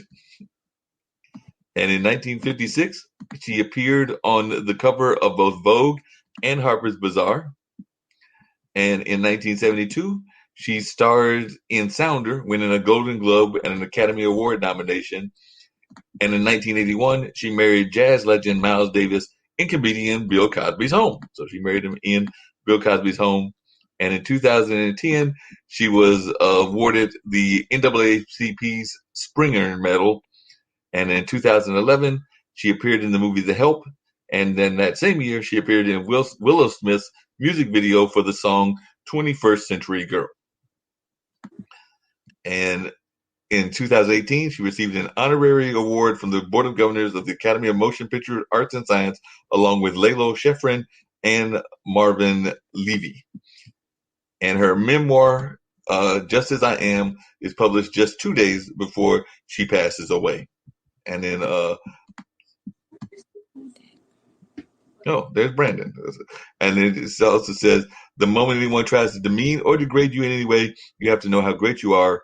Nobody would bother to beat you down if you were not a threat. So that's one of the quotes that she had, was that nobody would beat you down if you were not a threat, and all of that. So I'm going to pull up some more of their quotes in a minute and everything. And I'm going to give a dead giveaway to who this person might be as well. But I'm going to ask for if you got any idea who this person might be before I give the dead giveaway clues. Give a dead giveaway clues. I'll give the dead giveaway clues. So one more, because they appeared in, as far as Jane Pittman, I don't know that I could verbalize to this day what I felt once I got into that role. I did a tremendous amount of research. I need to feel as though I'm in the person's skin. So they definitely played that role of Jane Pittman. What is that? I go show y'all watch TV and stuff and don't know my peoples. Don't know your people. That's all right. They said, whatever good I've accomplished as an actress, I believe came in direct proportion to my efforts to portray Black women who have made positive contributions to my heritage. And then they also said, one of the things I've always said about the man-woman relationship is I don't want anybody to walk ahead of me, and I don't want anybody to walk behind me. I want a man who will walk along beside me, and that's how I feel about equal rights. So any idea yet? I'm going to show you. I don't know who she is. Oh, maybe this will be a giveaway, another giveaway. Yet I am also this is what she said about herself. Yet I am also a church girl who once rarely spoke a word. I am the teenager who sought solace in the verses of the old hymn for which this book is named.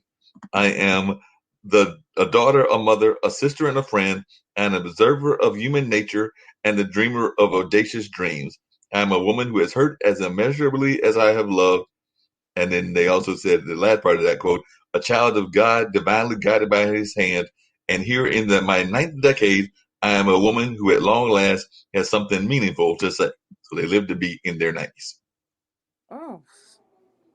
Still no idea? I want to say, Sissy Tyson didn't do that. I don't know who that is. What's that? You were right the first time. It is Cicely Tyson. Oh! Okay. It's totally Cicely Tyson. Okay. 100% Cicely Tyson. And before we get ready to wrap everything up and everything, like I said, one of the things I love to do on this show, and I have one more clue I got to give because it's 3 of them and everything, but I always love to give my guests a chance to give any words of encouragement that they would like to share with the audience and all of that. So any words of positivity or encouragement that you would like to share with our global audience and just the audience in general. I'm going to say, this is something that was quoted to me, or said to me, not quoted, but I was told that when things is not going your way and you don't know what to do, and all I can tell you is just pray, because prayer changes things. I mean, I know that for myself because I have been in some situations throughout my life where I thought I wasn't going to make it. I've been in different places where I lived, and I just know that prayer, my mother told me to pray and never stop praying. And I prayed and I prayed ever since, and I still pray. So I believe prayer changes everything. And no matter what you're going through, you just have to be patient. You got to believe and you got to trust God, for that.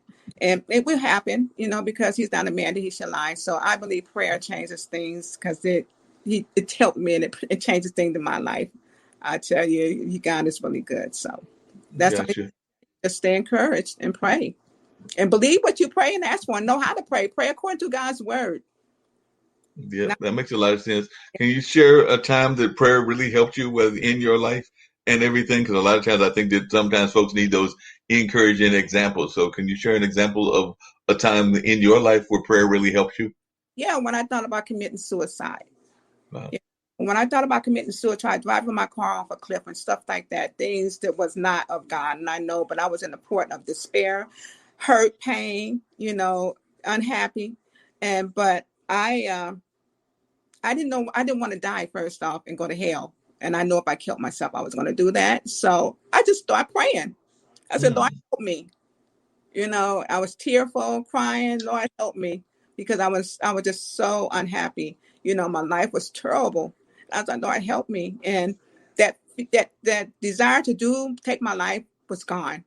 And not saying that you're not gonna go, it's not saying that you're not gonna have things still come upon you, but you got to remember, prayer changes things. You got to talk to God. You got to tell him, and then you always got to be on your knees. You just say right there, standing wherever you're at, you can just start talking to him and just seriously with your heart and say, Lord, help me.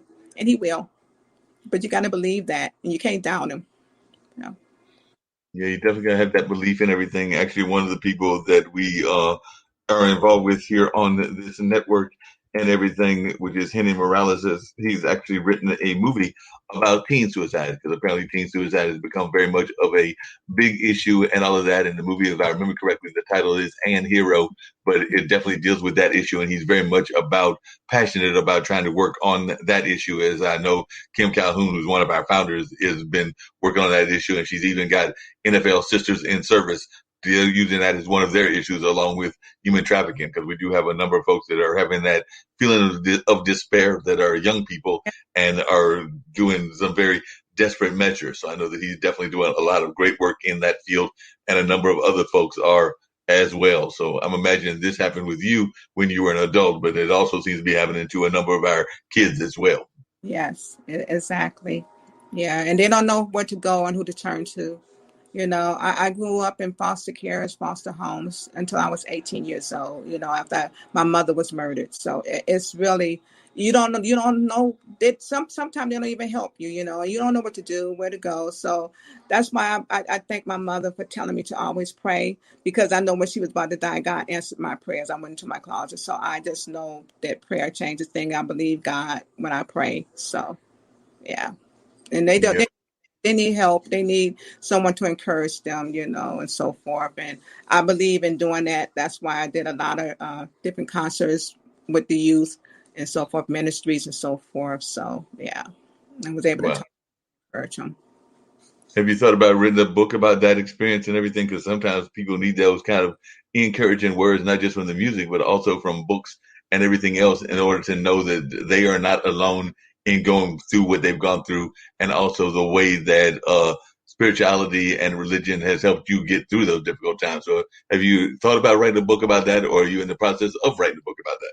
I thought about the book. I truly do believe that it would be a great inspiration and encouragement for a lot of people. And I think it'll be a #1 seller, because it's not just of me being in a foster home, my mother murdered, being in an orphanage, and all these different places I've been, and the type of life that I grew up, from abandonment to evictions and so forth. I mean, I truly do believe to where God has brought me and how he has kept me through it all. My song, one of the songs that I wrote that's on the YouTube is God had me in his hand. Oh, Lord, you had me in your hands. It's one of my testimonies of some of my life. I had to grow up as someone that was a child having to be an adult, and I think my book would really be a great book. I have considered doing that. I just haven't really contacted anyone on doing that, but I believe it would be a #1 seller, because throughout my whole life, from a young girl, age 9, 8.